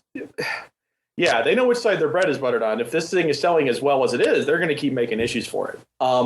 So I should probably give a little bit about the actual issue I'm writing. I realize I haven't kind of talked about that so much. So what I'm doing is I'm doing the Pinkie Pie issue, and that's number 6. So that's the last of the main 6. It'll be coming out sometime in July. Okay. I have no idea about the date. And yeah, I honestly, I don't actually know that much about the other issues up to now. I've only seen the same previews that everyone else has, and I know. I know the synopsis that everyone else has seen, and obviously they're going to have to cover all 6 of them. So I know that Applejack is going to be number 5, and I think Fluttershy is number 4. But yeah, it would be. Assuming that these issues keep selling like they have, they've got to do something more. They've got to keep up the regular thing, because even having 2 comic series at the same time, they're still selling like hotcakes on both of them. So keep them going, I suppose. And they are. I mean, yeah, there are other characters they could do about it. I'd love to see like a. I'm sure everyone and their mother is clamoring for a Trixie issue, but there are other minor characters I'd like to see given their own stories. I'd like to see like a Shining Armor story. That could be cool. Yeah, that kind of thing. Get some more of Shining Armor and Cadence and all that. I think pre-show we were kind of chatting about it'd be cool if they did a Vital Scratch one and she like fights crime with music. Big bass drops just to stop criminals. I'd like to see that. Someone's suggesting a Mayor Mare issue. That'd be fun. I'd like to see what she does all day. Or a Cheerilee issue. Hearts and Who's Day. I got to say that's like on my that's number 2 on my list of favorite episodes, and I'd love to see a whole story about just Cheerilee. I know our audio guy M would eat that up. It's his favorite character. So. Oh, Cheerilee. Definitely. But yeah, I mean, there's a lot that could be done with that, and of course, we know that the next set that's happening for the comic is as we mentioned, is the Luna and Celestia set, and then there's just the comic's obviously going well, so we're going to be working with that and seeing what's going forward. I think we've all been rather happy just with, not only the quality, but just the fact that the comic is mature and is covering stuff that the show may not actually ever be able to actually cover itself. Oh, sure. It's having to fit into 22 minutes of, okay, here's stuff happening, info dump, go. Yeah, that's one of the things that I like about this first story arc is it really is it's an arc. Things are happening from start to finish. There's continuity between issues, which is not something you see in the regular episodes all that much. I'm trying to think even. There was the 2-parters at the beginnings of the season, but that's kind of about it. Mm-hmm. Everybody's now asking for a Daring Do comic. That would be cool. Oh yeah, that would be cool. Maybe someday. Maybe someday. It's like, if you want more micros, just keep buying the comics. Pretty much, I'm sure if we sell like a bajillion copies of each micro, IDW's gonna be like, well, because they did for Ninja Turtles, they did the 4 main turtles, then they did 4 on side characters, and now they're doing, I believe, 4 of the villains. So if you want more micros, just keep buying them. You never know. You get your Krang miniseries. Yeah. Oh man, Krang. A while back, I watched the TV show Teenage Mutant Ninja Turtles when I was a kid, but I never actually read the comics. And a while back, I got a volume from the library of the original series, and I'm like, man, this was crazy. There's all this stuff there that as a kid I didn't see, or like wasn't sort of for kids at least. Mm-hmm. It's a nutty show. It's a series, really. It's cool stuff. Cool. Heather, you mentioned that you had worked on that. Had you done? Were you doing colors for that? Were you doing? I was the colorist on the April micro series issue. So I was with Marley Zircone and Barbara Kessel, who's the writer for the Fluttershy micro. Oh yeah, neat. Yeah, it was a lot of fun. Would you want to be? I have to ask. Would you want to be a straight up regular artist for the whole shebang yourself, or are you kind of content with doing a colorist? I mean, are ponies sort of in your artistic wheelhouse? I don't really know. I mean, I've honestly not drawn that many ponies. My personal stuff I do a lot of anthro stuff. So I mean, it definitely wouldn't be out of the realm of possibilities. Like, I mean, I wouldn't say no if IDW was like, "Hey, draw a comic," and I'd be like, "Okay." Hey, it's I guess the most popular comic we're selling right now. Why not? I'd be like, "Sure, that'd be cool." But here's some money. Could you draw this? Okay. It's like, please keep drawing so that we can keep the money train rolling. that's like, I mean, for the most part, I mean, I'm content being a colorist because I'm a lot faster at it. So I'm doing like 3 or 4 ongoing comics at a time. So it's kind of just easier for me to just be colorist. But I mean, if I ever had the opportunity to draw a comic, that would definitely be awesome. A Missing Pony wants you to do a redesign of Equestria Girls. I was just thinking that when you mentioned doing astro stuff, I'm like, oh man, no more this Bratz ponies stuff, man. Do it right. Oh man, Still anthro horse faces. What bugs me is they all have the same exact body type. They're all wearing basically the same outfit. It's like, why would Rainbow Dash and Applejack be wearing skirts? I mean, really, people. It just the cutie mark on the face. Yeah. The bizarre addition of wings to some of them, but none of them have their horns. Yeah, some have wings, none of them have horns. It just none of that. None of it, man. I don't. The only thing about that I kind of agree is I had to think about it, and the keeping them their original color I finally settled with, of like, okay, you don't get into the thing of like, no, Twilight Sparkle is this skin tone. It's like, like, who is black? Let's not get into that particular. Let's not go down that road. That just that's. It's like, since when is Rainbow Dash a Mexican? Who knows? Oh yeah, that could go some wrong places. And I'm not gonna even try that one. Yeah, there's enough controversy in the fandom. Absolutely. But yeah, it does make. I mean, I agree that it at least, I don't know if it makes sense, but it's a smart choice for them to have, the characters just look like, they're just blue ponies for, gosh knows what reason. Yeah, why not? Blue people. I mean, yeah. Well, in any case, that was kind of like how they handled it on like Doug. There were blue people and green people and orange people and pink people, and that was about it. Yeah, Doug, I remember that. Oh, there's a reference from the past. Jeez, showing my age here. Yeah. Oh, hey. When it was good and it was on Nick, not when it was on Disney. That's right. It's a very special it's a very special episode where we learn about how Patty has an eating disorder. Was it really? There was? Really? There was. Oh man! Welcome to Doug Cast. So where are we? Well, I gotta say, I was kind of thinking about this before the show. Like, I was thinking about the fact that I have my own sort of personal theory as to why exactly ponies blew up the way they did, and it's part of it has to do with the fact that the Brony community as a whole, this 18 to 25 something group, is because the shows that we grew up on were shows that were incredibly cynical in a lot of ways. I mean, we were watching Animaniacs, we were watching The Simpsons, we were watching these shows that taught us to, cynically examine every element of, the message and the messenger, and never trust anything, never trust anyone over 35 and stuff like that. And then when ponies finally come along, we have a show that's actually genuinely sincere about, hey, friendship is a good thing, guys. Let's all get along and have fun. And they can make it good. Yeah, and the very first 2 episodes was almost like addressing that, where Twilight's going in being maximum cynical.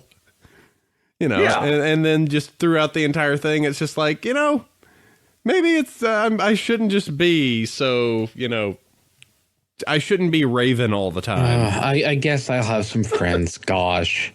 Friends. Jeez. Cripes. Yeah, no, I mean it's warming the cockles of our cynical, black, twisted hearts. You know, it's reminding us that you can have shows that don't need to make fun of having friends and talking about how friendship is great and everything. You know, so that's my 2 cents. I mean, that's like my little theory here about pony friendship and all that. Mm-hmm. and that's pony friendship is serious business. Yep. Mm-hmm. Let's see. Yeah, of course, we talked about the expanding the micro series beyond the main 6. Let's see. There's a question here. What would be your dream comic project? I don't know if that's getting into if you had the access to a particular series or if there was some sort of story you could run. I'm sure you both have probably your own like worlds that you'd love to create and kind of flesh out. Yeah, I mean, I'm actually working with a different artist friend of mine on a graphic novel pitch right now, and I have stories I'd love to tell. I'd love to work on other stuff. I like to do adaptations of certain kids' books because there are some great kids' books out there that could be turned into really good comics, I think. I'd love to do, for example, Nancy Farmer's The Ear, the Eye, and the Arm as a comic. That'd be fun. But if it comes to, like, if we're talking specifically about ponies, I don't know, man. That Fluttershy pitch I put through, I still like that one. I like to do that one. Ooh. Yeah, no, it was a good one. I was proud of that pitch. Is that going to be? Is that still in the mix for the micro series, or is that already? Oh no, it's one story per character. So okay. As much as I like the Fluttershy story, it wasn't like the theme of the story wasn't specific to Fluttershy. It was sort of just a more general topic. I don't want to spoil anything in case I do ever get to use it. In case it does come up, yeah. Yeah, exactly. So, yeah. So yes, basically. Yeah. I do have a website, and I can put that in the show notes and mention it somewhere else. But yeah, if I ever do any more comics projects, I'll let people know about it. Absolutely. Okay, Heather, what about with you? Well, I've been kind of doing my own little comic series for a number of years. It's like it's just like an idea that I had since I was a kid, and it kind of grew and changed into a whole different animal. And I mean, that would be really cool to get a chance to do that. I mean, I still draw it. I mean, it's on my DeviantArt if people want to check it out. But I don't know if it could ever seriously get picked up. But I mean, if it did, that would be amazing. I would totally do that. But, webcomics. There's always webcomics. Yeah, I'm going to eventually start a webcomic. I have to wrap up something else that I'm doing right now first, but I would like to do that in the next year or so if I'm not too crazy. Well, if you're not coloring every single pony issue too, Oh yeah, and yeah, I haven't read it, but I do know what Fallout Equestria is. Oh, you are aware of Fallout Equestria. I'm sure a mini number would enjoy to see. We're going to make a Fallout Equestria comic now, kids. Okay, it's only longer than the Bible. Let's, we're talking like Walking Dead 200 issue. Yeah. It's something I've always been curious about. I don't actually know this. I don't tend to follow fan fiction all that much, which is weird considering that I'm basically writing fan fiction now. But I'm getting paid for it, so it's not fan fiction. Anyway, Fallout Equestria isn't done by just one person, right? I mean, there's like a million people working on it, right? The original K-Cat. The original K-Cat was the person who did all of Fallout Equestria. And now, because of its popularity and people who like both ponies and Fallout, there's this huge intersection. Hey, the universe has just exploded. So now there's tons and tons and tons of quote unquote officially recognized side stories and lots of fan fiction in other areas that are not written by K-Cat. Like I think Project Horizons is somehow even longer than the original at this point. Oh, good lord! I've got friends that have also published like full books, and I told them like, yeah, this pony fan fiction is like, what was it, 40? I think it was like 400,000 words, and they were like, jeez, they were like, how does that what? How does that even work? Yeah, they were just completely just like, I have problems writing 100,000. What? Like they were just in complete just awe, and I'm like, yeah, and then it's made side series and stuff like that are even longer and just breaking their brains. I still just can't even get over the concept because like I've just recently I've been replaying the Fallout and Fallout 3 and Fallout New Vegas, and it's like, why would you put ponies in this? The basis from what I understand is replace nuclear war with big magic thingy. Yeah. Blame it's Zebra's fault. No, seriously, it apparently is the Zebra's fault. That treads into some territory I don't really want to cover. Yeah. And just kind of like Fallout, it's dark, but in a kind of like lighthearted way. No, I think it's pretty dark in a real dark way. There's a whole bunch of violence and sexual violence, and yeah, it's certainly not my style of fan fiction, and I did not read it past the first little bit. I was like, it's okay. This can be for somebody else. I'm going to go back to reading cute ponies doing cute things and lesbian horses. I gotta say though, I'm looking through Heather's stuff right now. Your own not fan stuff, but your original work. It's very much kind of in a Fallout style. We were kind of joking about the Fallout Equestria thing, but frankly, your style would kind of fit pretty well for that particular. Oh no, world. Sandy, what are we doing? Oh no, it's beginning. You're gonna get a billion requests if I'd be allowed now. to do it. Oh no. But I mean, you've got this kind of scratchy, slightly not noir, but it reminds you a little bit of Walking Dead in a couple of ways. So I can see that working with Fallout. Yeah. Well, I've also seen people that are like doing the Trotting Dead. Oh no! It's Lord. happening. Oh, the crossovers, they are everywhere. All the things. All media is pony, of course. Yep. I can't wait until the Watchmen pony crossover.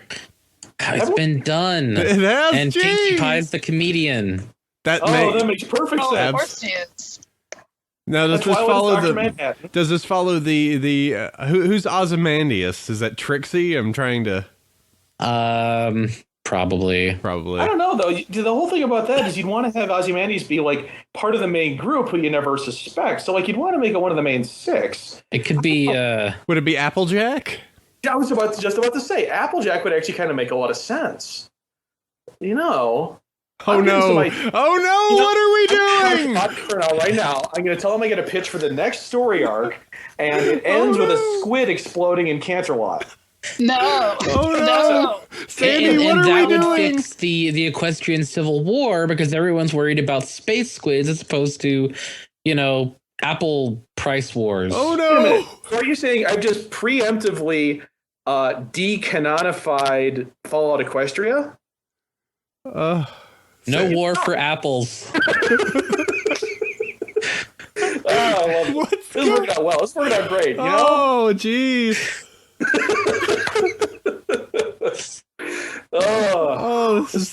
This hurts, but I love it. That is really quite amazing. I have to say, I'm gonna tease this a little bit, and I'm 100% serious when I say this. The script for my issue, for my Pinkie Pie issue, actually contains it's sort of vaguely based on something that I found in Watchmen. Like I am completely serious. Well, I'm gonna have to read Watchmen so I can before I have to reread it again, so people aren't like, oh my god, they've never read Watchmen. Is Pinkie gonna go on about her experiences in Vietnam? That would be really weird. You could have turned the gun into Snowflake. No, I mean, I not to suddenly monopolize the conversation, but let's talk about me for a while. But I can give you like the brief sort of synopsis of the story, which is that Pinkie finally gets to meet her hero, one of the greatest clown in all of Equestria, Poniachi, only to discover that Poniachi no longer wants to perform as a clown anymore. And of course, this is a major blow for Pinkie, and she has to figure out how can she get him to keep performing. And does she get him back on the stage or not? You're gonna have to read the comic for that. Yeah, ooh, there's a teaser. Yeah, but that's there's that joke in Watchmen. If the man goes into the doctor's office, life seems cruel and depressed. I need to find my purpose again. And the doctor says, the cure is simple. Great clown Pagliacci is performing. Go and see him. And he says, but doctor, I am Pagliacci.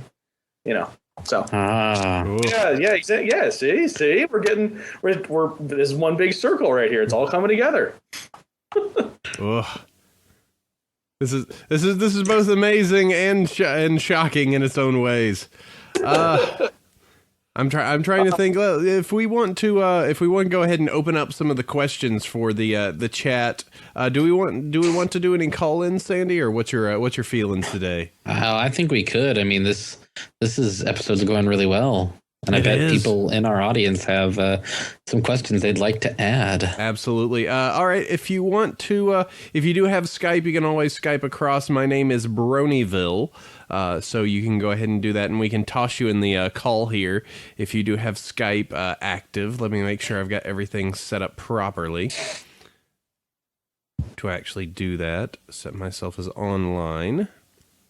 And if you want to go ahead and ask any question to these two fine guests that we have here, we can definitely do that. I noticed that a few notable people have jumped online. Let's see. Here we go. Let's see. Now I've got to remember how to do this with this version of Skype. You can do it, AC. I believe in you. It's difficult. Hold on. Yeah, and they updated it recently too, so it's even more obtuse. Yeah, it's like there used to be a nice button that said add to conference call, but it's not there anymore. Go to conversation, and then I probably add people. Yeah, I could just add them after the fact once they call in. Let's see. While we take a break from Bronyville, why not visit Wheel of Fine and enjoy their fine products? I need to record that bumper all of a sudden.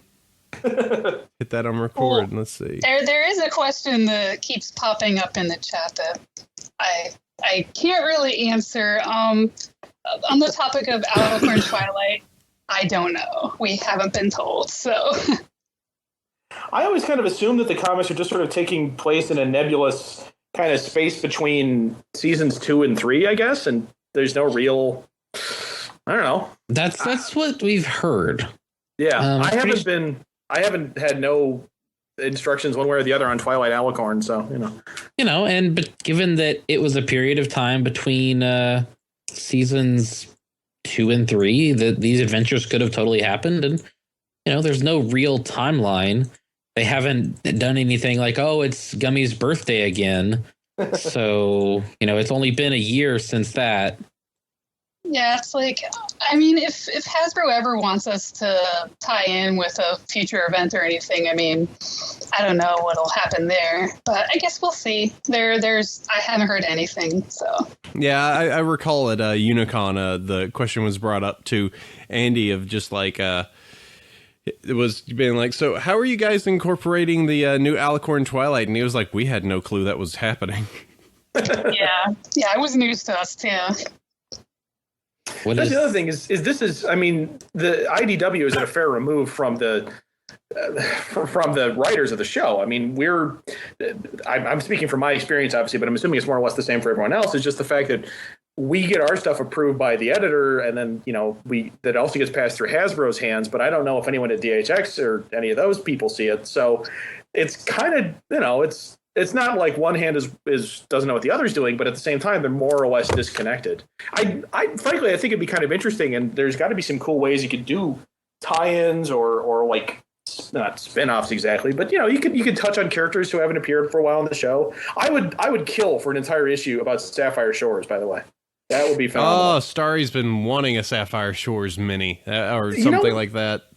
The fact that she showed up once for all of 2 minutes and never again, man, I want to see what happens with that. That'd be great. Yeah, and she was a unique model and everything. Oh God, yeah, she had a great voice. Oh, someone did point out that Sibsy did a cover for one of the side stories, so she's probably in the loop. That's true. But I mean, even then, I just don't know how much they know. I don't know how much the writers know about us. I don't know how much we know about them. Yeah. That's trying to get Paige Turner in here, but go ahead. Oh, I was going to say, someone asked if I do the inking on the comic. That's all Andy, so I just do the coloring. That's a good question. Are you there, Paige? Looks like you're there. I'm not sure. Hello. Hey. Don't leave us hanging. I'm hearing. Oh, you're mega roboted. Are you there? Keep talking. Okay, how now? Maybe move a little bit closer. You are a little roboted a little bit, Paige. I'm turning down my mic, maybe auto settings, of that. Okay, well, yes, you are very, very loud, I'm afraid. Yeah, you are a little bit, but what's the question that you have? Okay, well, I saw this question from someone else in the comments. I don't remember exactly who it was who asked, but I actually wanted to know too. Are y'all allowed to read fan comics? Because I know that the writers for the actual show aren't allowed to read fan fiction, so I was wondering if that carried over to y'all. That's a good question. Just for myself, I don't really read much fan stuff. It just doesn't really appeal to me, so it's not really a problem. I haven't been officially told one way or the other, but I have to assume that like if somebody showed up saying, "Hey, you stole my idea from this fan comic," I'd be thrown out in my butt and never allowed to work in the comics industry again. So I just I don't really read it on my own, so it's not too much of a worry. Heather, are you? Yeah, I haven't been told not to look at fan stuff. I don't know if Katie or the other Heather have been told that or not, so I'm assuming that we're not supposed to, though. I mean, I haven't heard anything, though. I mean, there is a bit of safety to it of just, you have that level of, if a story is close enough to something that is already published out there, you could be like, well, I had no clue about that, so, opposed to some sort of reference being in from something and then it getting really, really, getting very bad very fast. Yeah, there could be legal issues piling up on that, yeah. Yeah, and nobody wants to get sued. I mean, after the fact, once the fandom's done, I'm sure that a lot of the DHX crew are going to have a wonderful time going through like DA and some of the other sites and just seeing where everyone has gone crazy, and then they'll crack open Fallout and Equestria, and you'll go, "Whoa!" just all sorts of crazy there. Gazing into the maw of madness. Yeah, I remember reading a tweet from Daniel Ingram, and he was like, "I can't wait until I'm not working on the show anymore, and I can read all the fan songs. Well, I can listen to all the fan songs." I think he can listen to remixes, but he can't listen to original songs. Mm-hmm. I like this comic that somebody Horsepower created, which was the approval process. Twilight hitting Applejack with a book is bad, but a big creepy chrysalis is okay. Creepy Chrysalis is always okay. Creepy Chrysalis is great, man. I like that Chrysalis is getting more of a moment in the sun in the comics here. I want to see something with more of Sombra, just to know what they were originally planning to do with him, because he didn't get to do anything. Yeah, and according to at least one of the panels, was totally killed off for real with not put on a bus. No, killed off for real. No more Sombra. Man. Wow, really? So that not even the horn flying off was enough to save him. He's just dead, just freaking dead. Yeah, and everybody thought he'll be back for the finale. No, he is dead, dead. Wow. Seriously? Yeah, that was like straight from Megan McCarthy. I think it was from one of the Unicon panels. Straight from wow. That's pretty crazy. So not only did Unicon kill the convention seat in Vegas, they also killed Sombra for real. Oh no. Yeah, there's a few other. I would enjoy to see some of the other. I think there's tons of people that would be like, bring back Gilda. Like Gilda at this point is one of like the biggest, like bring her back and have her have a redemption story and rah. Like I was gonna say. Actually, I've been thinking about Gilda, and what I always thought would be cool for Gilda's story would be for her to come back and then to try to reform her, but she refuses. And the ultimate message is, you know what? Some people don't want to be friends, and that's their problem.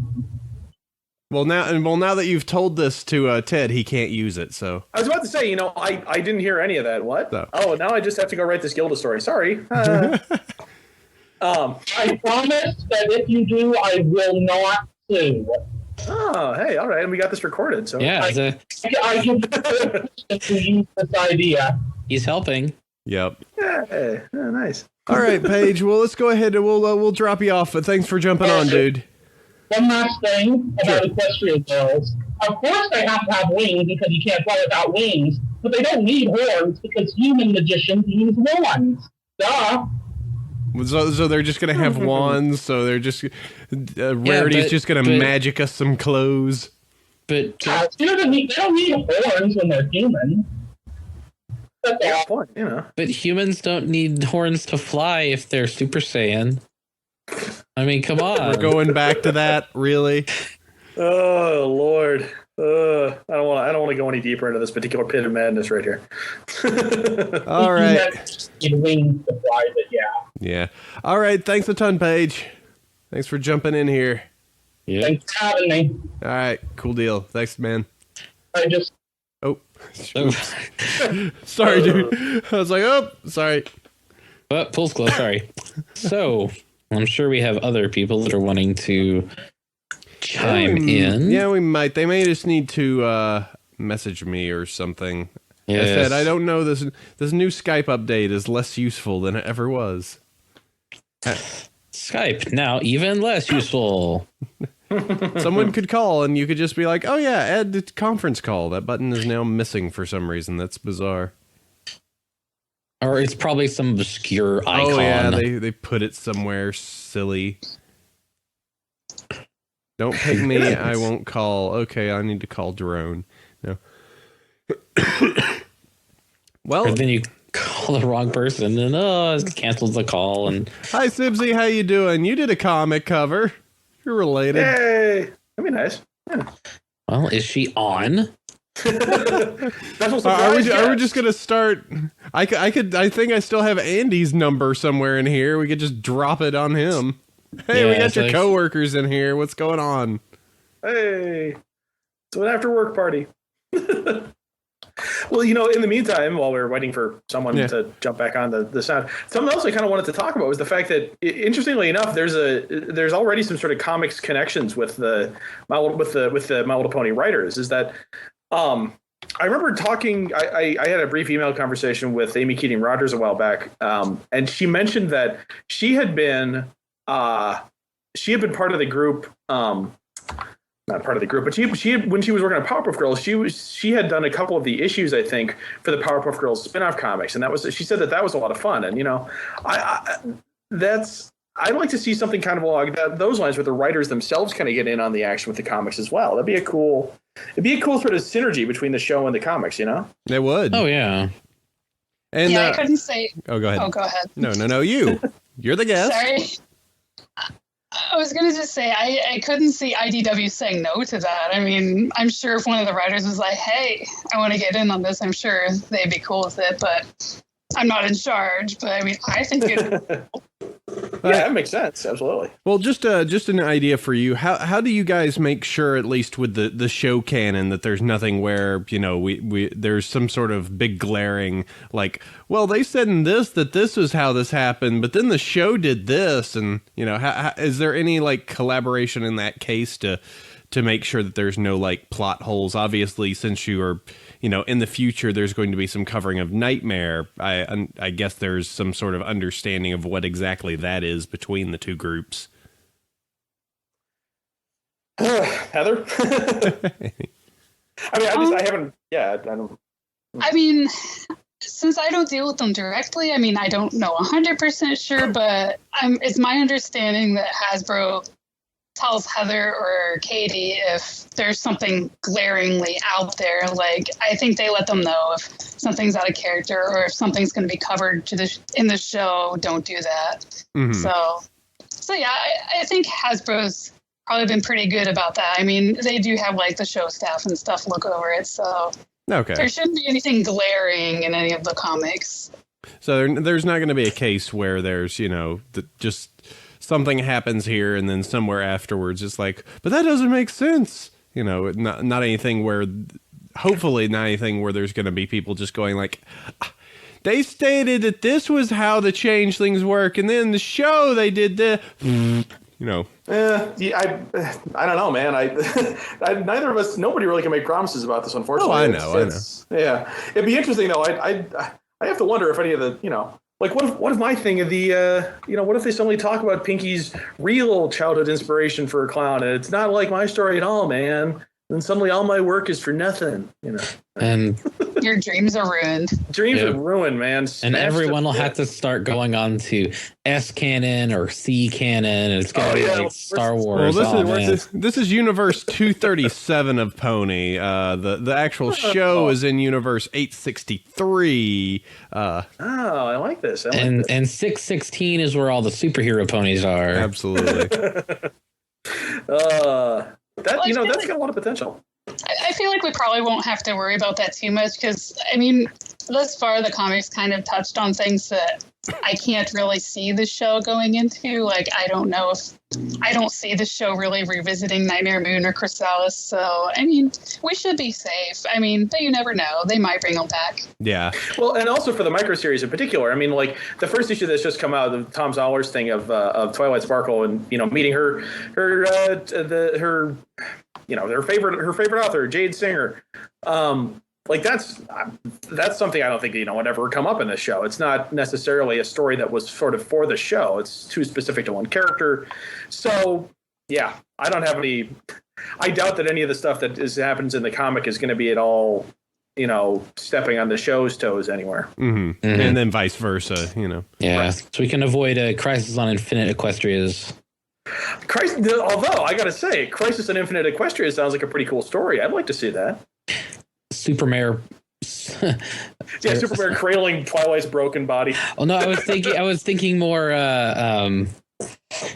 Super Philly Prime punches reality, shatters everything. Oh, okay. All right, yeah, that makes sense. Now we're getting real obscure. All right. I'm gonna try adding Timo into the call. He was asking earlier, giving us a ring. Right. So let's see if Timo can show up. Hello. Here he comes. Here comes Tim Warner. At some point.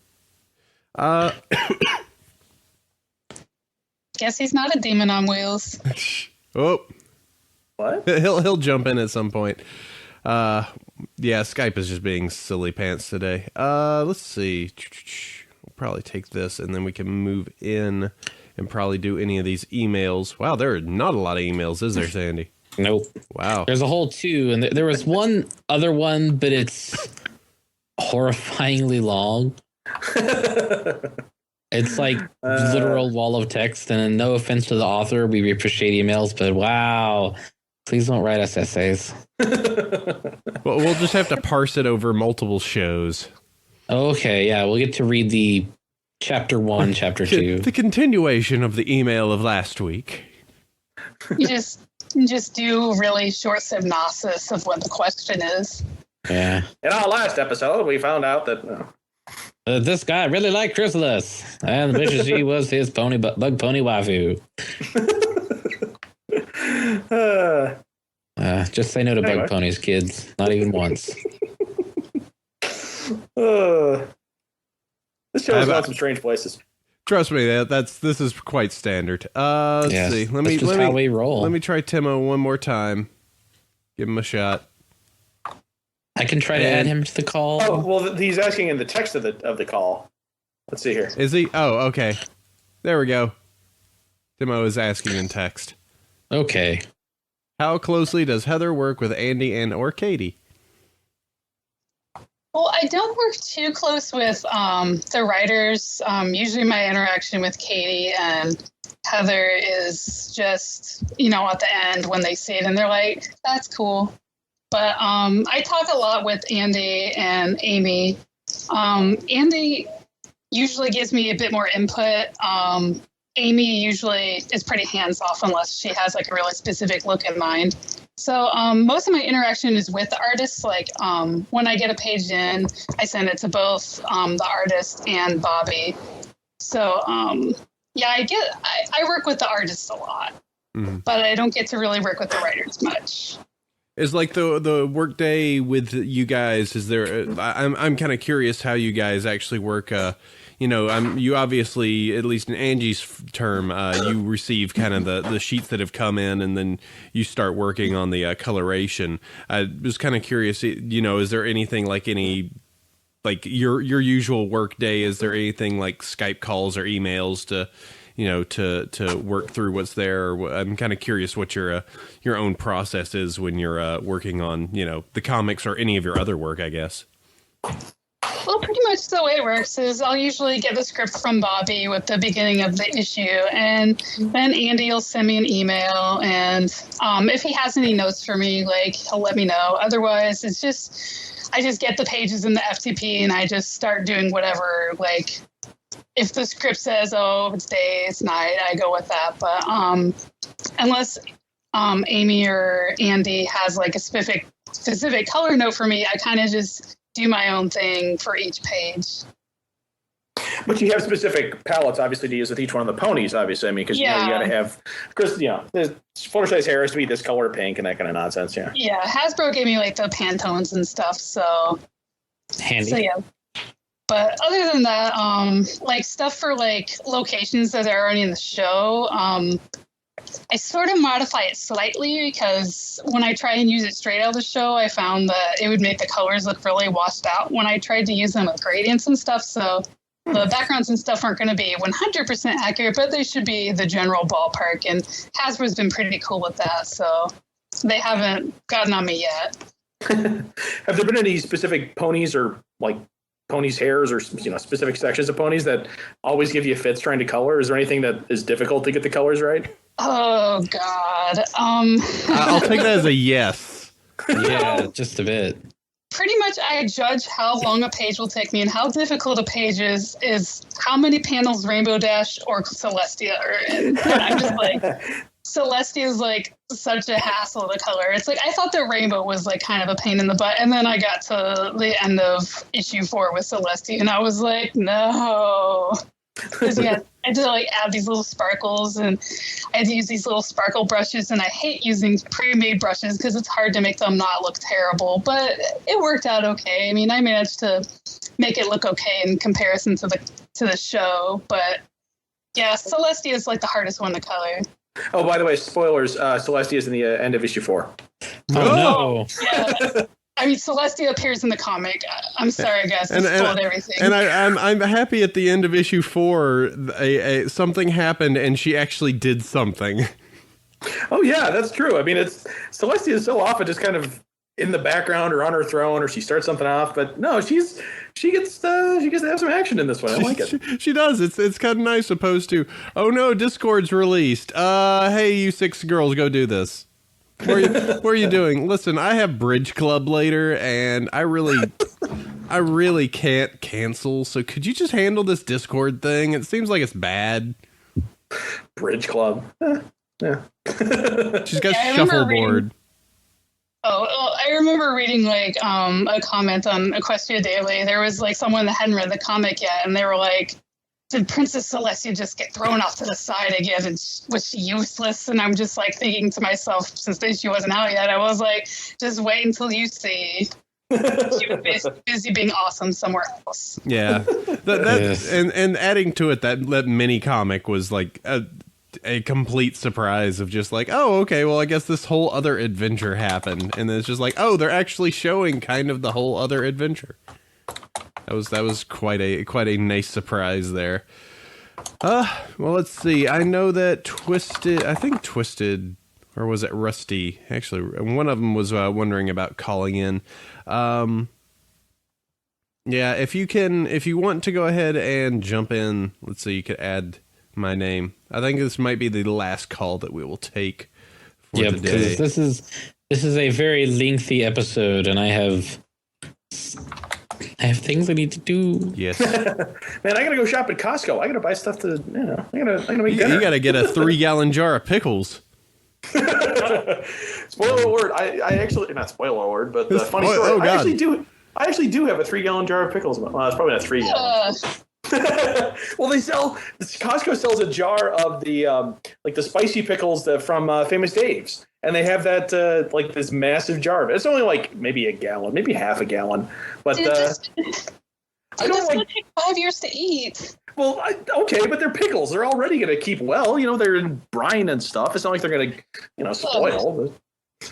Gross. Yeah, come on. It's not like I just dig a handful out every now and then. It's, every occasionally. All right, TMI. Sorry, I don't mean to gross any people All out. those pickles. Oh, the delicious pickles. It's a whole bucket of pickles.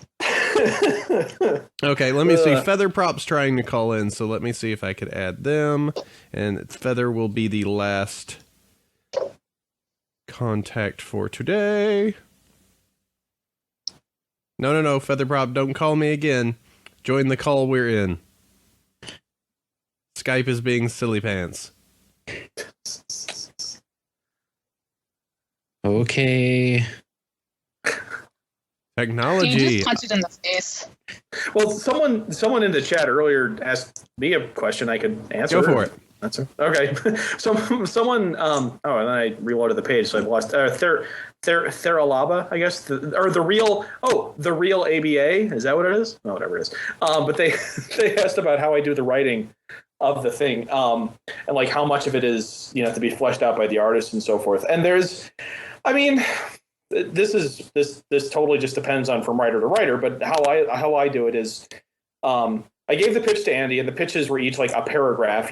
This happens to this person. How does it ends when so and so does this? Then I gave him a full page synopsis. Scene 1 happens here. Scene 2, then this person talks to this person, and then I just went on to a full-fledged script, which is page by page, panel by panel. In this panel, Pinky is looking at Twilight with a crazed expression in her eyes, like always. I didn't know who the artist is going to be going into it, and it's not. We got a Feather Prop. Hello. Feather, are you there? I'm here. I didn't want to jump in. Oh yeah. Ted, go ahead and finish, and we can get Feather finish us off. I'm here. But yeah, I didn't know who the artist is going to be, and I don't know if I can. It's I don't know if I can reveal who it is. It's a person who's done work for IDW before. I think they've done some covers and pinups and stuff. And I had a look at their DeviantArt, and they're pretty dang good artists. I'm excited to work with them. I just don't think I can reveal it just yet, but whatever. We'll wait our anticipation. Yeah, it's not like awesome. It's someone awesome. I mean, I don't know if this person is exactly a household name just yet, but hey, they're dang good artists. I'm happy to work with them. And I mean, I left sort of panels. There's some panels that are pretty open, and there's a 2-page sequence where it's like, kind of, you can do a pretty wacky layout here if you want. You can move things around if you want, just to kind of get a general sense of crazy things happening, and so. Yeah, most of it is up to me. I have a particular image in mind for most of the pages, but then there's a lot open for the artist to go through. All right, excellent. Yes, Timo Werner, it is Lauren Faust, I can tell you. Yay. Yes, absolutely. Yeah, no, it's true.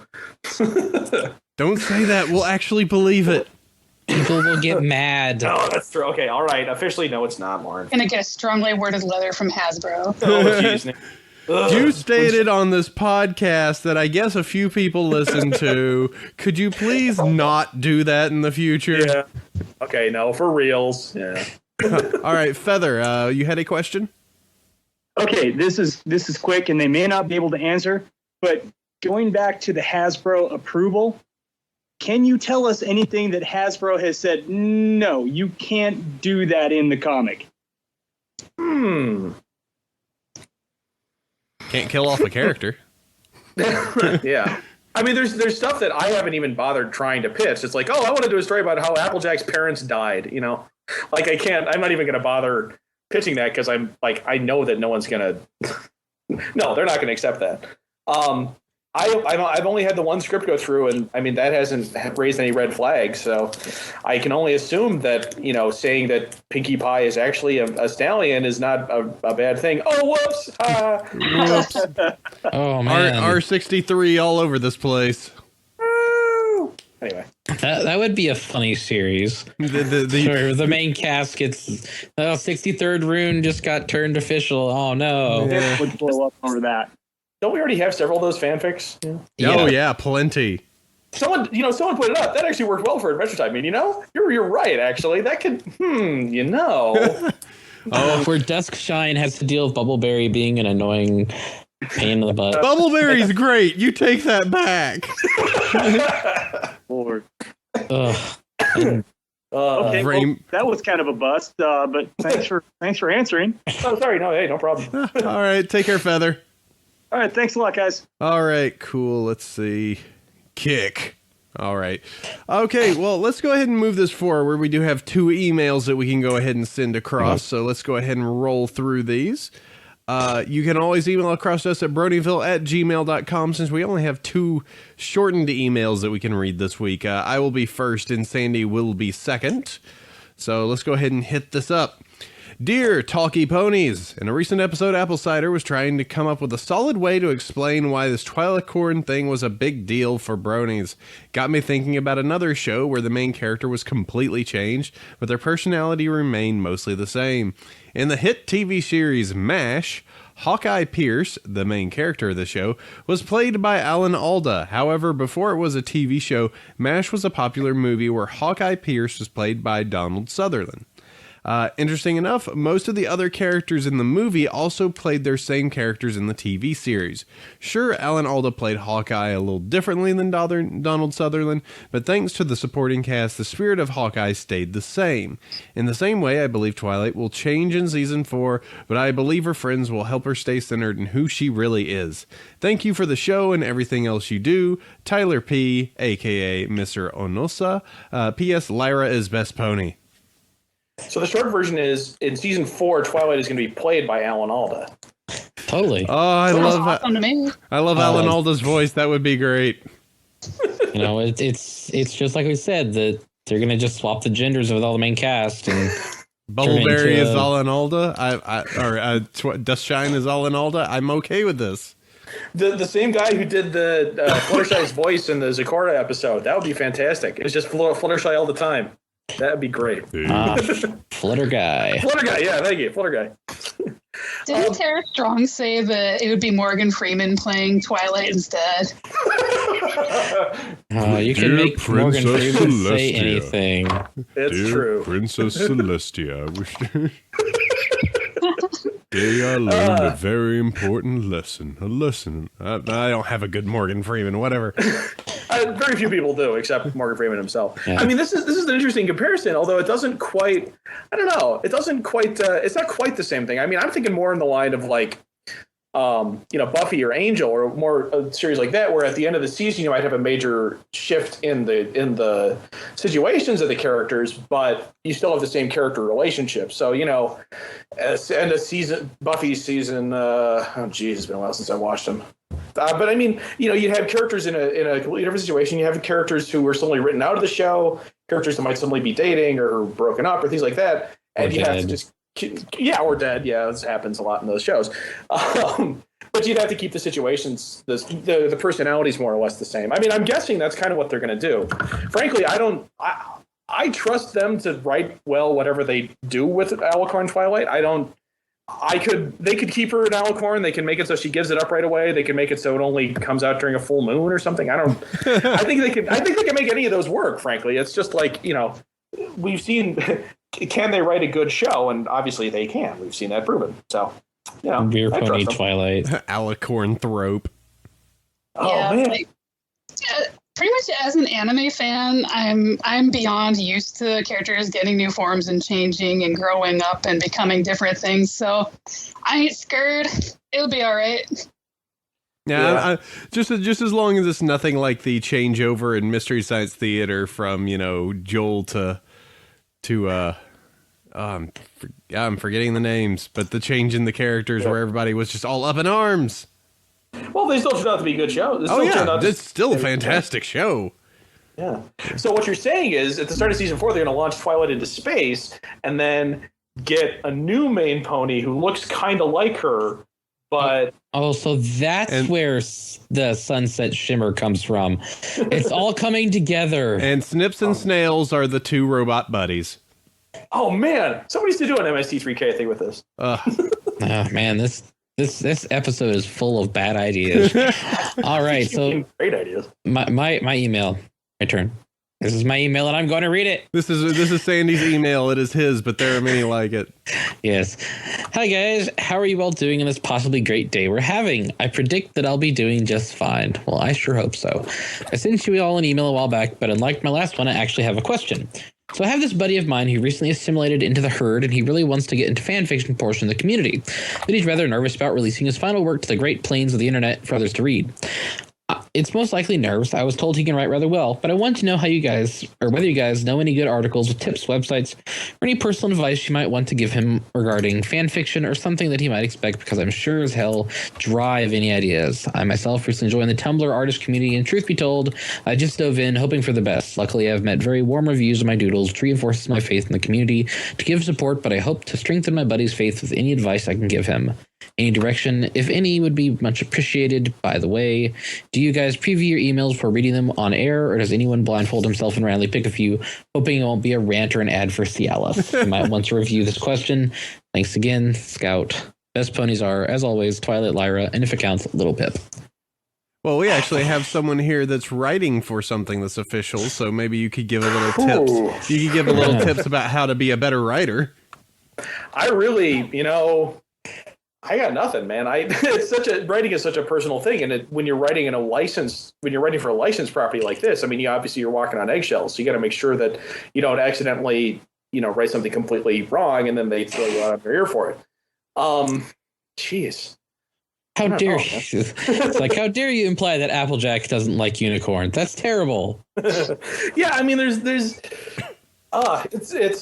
it's okay. So one part I kind of forgot to mention is that I've had a couple other weird positions in the fandom. I first showed up back in June of 2011. I was the Brony who appeared on that NPR show. Wait, don't tell me. And then I was later part of the Fiends from Dream Valley team when that was still happening. And in that thing, I was also writing basically fan fiction. And for me, what was important was, can this fit in the world that they've created, and could this be an episode? Do they sound right? Is it I don't know. I can't really speak to this too much because I've always been sort of careful about what kind of stories I want to tell. I want to tell something that could fit and that could work well. And I understand that's not everyone's cup of tea. I mean, we were talking about Fallout Equestria. Maybe you want to tell stories that are set in a blighted post-apocalyptic version of Equestria. I don't know, man. That floats your boat. Go for it. Yeah, some of our listeners here have actually put some good stuff. Cyril Velocity has a writing guide that I've listed in the show notes. That is listed there as a 4-chapter guide on pony writing. And also someone else listed, Vest816 listed the 22 rules of storyline according to Pixar, where you can enjoy the storyline, the storytelling tropes of Pixar, such as once upon a time there was blank, every day blank, one day blank, because of that blank, because of that blank, until finally blank.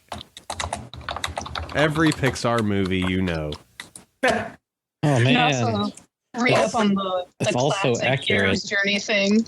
Oh yeah, classic monomyth type stuff. Star Wars, baby. Yeah, I mean, there's certain very, very well accepted forms and tropes and ideas that you can use to tell a story, and with something as My Little Pony is obviously it's aimed at children. It's aimed at people who aren't terribly sophisticated, is the best way to put it, I guess, in terms of how the media they consume. So you kind of want to keep things fairly simple. You want to make the emotional conflicts fairly obvious, I guess is the best way to put it. You want to make sure that it's clear what the stakes are. What's the conflict here? How does it all work? And so sticking with pretty simple and time-tested, I guess is the best way to put it, time-tested rules of storytelling like this is a pretty good idea. Again, if you're writing for the kids, which, the comics are, but if you're writing fanfic where, anything goes, sometimes too much goes. Yeah. Oh my. Yes, we can talk about the dark side of fandom in another episode, I guess. Yeah. Or we don't. I think Bronyville After Dark is a joke. We don't actually do anything like that. Really? I was hoping you'd do like the USA Network After Dark thing. Like they had the the saxophone playing. Yeah, you know what I'm talking about. Yeah. Oh no. Suddenly got Skinamax in here. What's going on? But you never mind. Yeah, all right. But just to list it in here, the some people have also listed some guides. There's an easy end guide that's here, writingexcuses.com. So I've listed those as part of the show notes. So if you actually are interested, we got 4 good links for a beginner writer that our group has actually put out there. So thanks to everyone in the chat that's created those. I've added those to the show notes. Go learn you some words. Yep. Go learn to write. All right. Well, let's go ahead and move this forward. Let's go ahead and wrap everything up. Oh man, Sandy, could you do the 5-star in the donations? Because I need a cool thing. Okay, so 5-star bronies this week. We had a couple of them. We're still up there on the list, and everybody's still giving us reviews. We really appreciate that.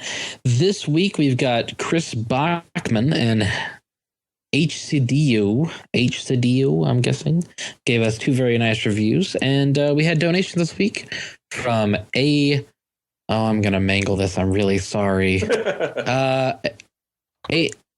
Jaskalainen and E. Lennartson once again. I was told over the weekend that we should set up a recurring donation somehow to us so people can put we'll give you $2 a week. Like a show or something like that. And just so that people can show their appreciation. I think that'd be really cool if we could figure out a way to do that, AC. Yeah, it's easily done if you go directly into PayPal and set that up. It's not too difficult, but it just requires knowing how to do that. It just requires some work. Oh, I see. It's I know. Some work. I know. Effort. I don't know, AC. I think you can do that. I'd have to spend some time and thinky. All right, well, it's, now that we've got that wrapped up, it's one cool thing time. I'm still looking, so Sandy, go ahead. All right, my cool thing is somebody who has gone through and transcribed all of season 1 to 3. So if you need a script for the show based upon the order in which they're aired and just references and what was said, or if you're going to use them to make fan subs, so people transcribe the English, then they could use that to make the fan subs. That'd be perfect. So if you want to read the scripts of any of the episodes with descriptions of the scene, so this whoever did this did some crazy effort. It's impressive. Oh, that's yeah. Cool. Transcribed by Alan Back. So that dude, thumbs up. Because he did the whole thing. All right, I found a cool thing. I'm going to list Fluffy Mixer's videos because I find the Fluffy Pony and the ridiculous stuff that happens in the Dan versus MLP stuff hilarious. Yes, that was a very funny. I need to see the. There's a new one that just got released. Fluffy Puff Tales. Just Another Day that's out there, and I need to check that. Also, one of my one of the ridiculous ones, the Fluffy Puff Tales Bubbles, is really good too. Oh, they're so ridiculous. So that's going to be my cool thing. Go check out those videos. I adore them. Ted has something. Oh, yeah, Heather was actually next on the list, but whatever. Yeah, well, I just a couple of things. I didn't really come prepared with cool stuff. I kind of forgot I was supposed to. But two of the things that I've been looking at recently, people have probably already seen this because it was up on Equestria Daily. But there's the USB thumb drives of the various characters, the Rarity, the Rainbow Dash, and the Twilight Sparkle thumb drives. Yeah, I bought myself one of those. I bought myself a 32 gig Rarity. It's in the mail right now. Awesome. Yeah, it was money well spent, I'm going to say. And then I was reminded, this is one of those things that's probably already been talked about on the show. But talking more about Japanese dub FIM, we've got the there's the Tumblr of this person who all he does is translates the comments on the fan subbed episodes of Pony that are put up on whatchamacallit, Nico Nico. Mm-hmm. So it's kind of interesting because you'll get kind of a preview of what people already think about certain characters and what cultural things are less easily understood by the Japanese, or what things don't translate as well into other cultures. So it's kind of an interesting look. Again, I'm sure this is a thing that probably everybody has heard about, but it's worth checking out. It's definitely worth checking out. I find it really interesting. Oh, there's some weird images in here too, but it's hilarious. Oh well, yeah. I should probably. I can find a thing. He has a tag specifically for those episodes. I can find that and post that instead. Okay, let's see. Well, let's see. Art tag, pixel tag, translation, My Little Pony tag. Yeah, there we go. Bizarre. Translation.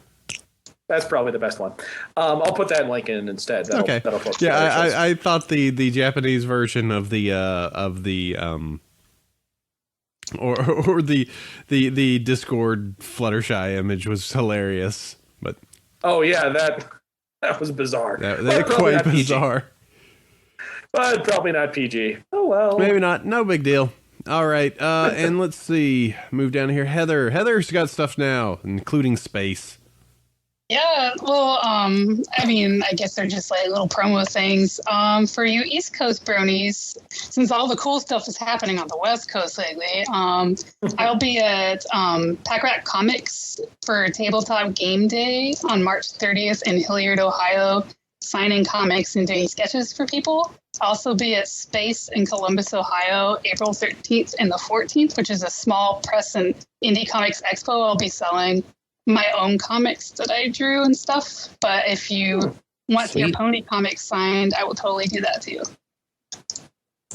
So there you go. That's really cool. 50. Excellent. All right. Fantastic on that. And then Space. Yeah, it's the biggest small press expo on the East Coast, I believe. Okay. Excellent. All right, and that is all listed there on the show notes, so you can go check that out. Down in the one cool thing, if you need to figure out where to find all of this, well, I'll be telling you the place to find all this information in just a moment.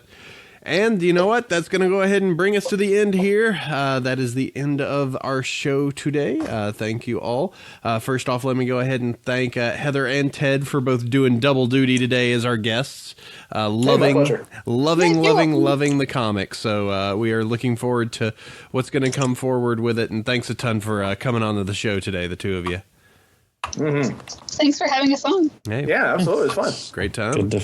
Fun stuff. Sneak in a Sandy and an Apple Pony at some point. We'll find a way. Or not. As always, want to go ahead and thank Sandy for coming, Thunderbringer, or at least Thunder Wrangler this week. Count on me. Always can. And always want to go ahead and thank our fans. Thank the very awesome crew that is there in justin.tv/Bronyville podcast, joining with us every Saturday to hear us rant and talk about stuff. So very, very cool. Thanks to have all of you there. Thanks to all of our listeners who get this via download, via podcast, if they love us on iTunes or whatever aggregator they use. Thank you very, very much. How can you find out about us? Well, that's very simple. You can go to bronieshow.com or bronyvillepodcast.com to pull up the webpage, which has all the show notes and everything that we talk about. You can find all the episodes there. bronyville@gmail.com is the email address you can send questions to, stuff to be read on the show, love letters to us. We accept them all. You can join us roughly every Saturday, noon Pacific Standard. Or is it standard time now or daylight? Well, it's standard. It's standard, or will be standard. Just say central. Just say noon Pacific. People can figure that out. Okay. At justin.tv/Bronyville podcast. iTunes reviews, please leave them. We're very, very close up there, and I'm not sure where we're ranking right now. I wonder if we're still battling in head-to-head versus Kevin Smith. Oh, I don't know. I see. Oh, hey, we've beaten Kevin Smith quite a few times. I'm quite happy with ourselves. You can listen to the show live or you can listen to the show not live, but on Celestia Radio. I see. We're like on the front page of the What's Hot of iTunes TV and film. So yay! I'm going to do a little shake. We are ahead of Ellen. Yes, at the moment. So yeah, number 10. Nice. Eat that, degenerous. More like not as generous. Oh, pony. All right. I like Ellen. She's nice. Yeah. I know. I'm So, just being that's contentious. probably I'm the just highest being. you've ever been. I'm just too. being contentious. Yeah. You can listen to the show on Celestia Radio every Tuesday, 3 Pacific, 6 Eastern, and 11 p.m. UTC. My Twitter account is at Bronyville. Mine's at Chef Sandy. Meetup groups, I have the Bronies from Northern California. And mine's Brony's North Texas. And upcoming conventions, Sandy is going to be doing stuff at EQLA. I may be there. We just have to figure out. And then upcoming conventions, maybe, kind of, sort of, we'll see. Maybe BronyCon? Maybe. Okay, and that's going to go ahead and do it for this week. That's episode number 96. We will go ahead and catch you next week for more Pony. Also, if you have any suggestions for us for episode 100, which is rapidly approaching, please send it this way. We tried to do... I'm desperately trying to see if we could get a public WoW server set up so that we could just raid all day. But I don't think that's going to work. So I need ideas. Just email across to us if you have those. If not, So episode 96, that's done. Sleep well, everybody. Adios. Good night. Bye. I gotta get up to hit the button. Hit the button, AC. There was once a time before you paid a mind. What all the other ponies there? I know it feels slow, but soon you will glow. So don't let your heart sink any lower. Yeah, say apple bloom. You're never gonna be lonely. You've got your friends by your side. Say apple bloom. This isn't the time to be gloomy. The beauty mark will come in time. Whoa, yeah.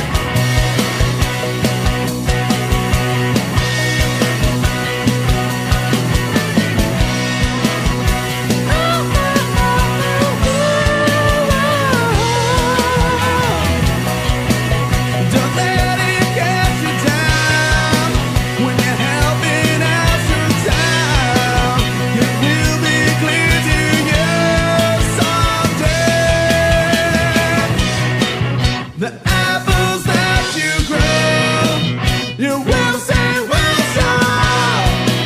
Your calling will come so if I may say apple bloom. You're never gonna be lonely. You've got your friends by your side. Say apple bloom. This isn't the time to be gloomy. Your cutie mark will come in time.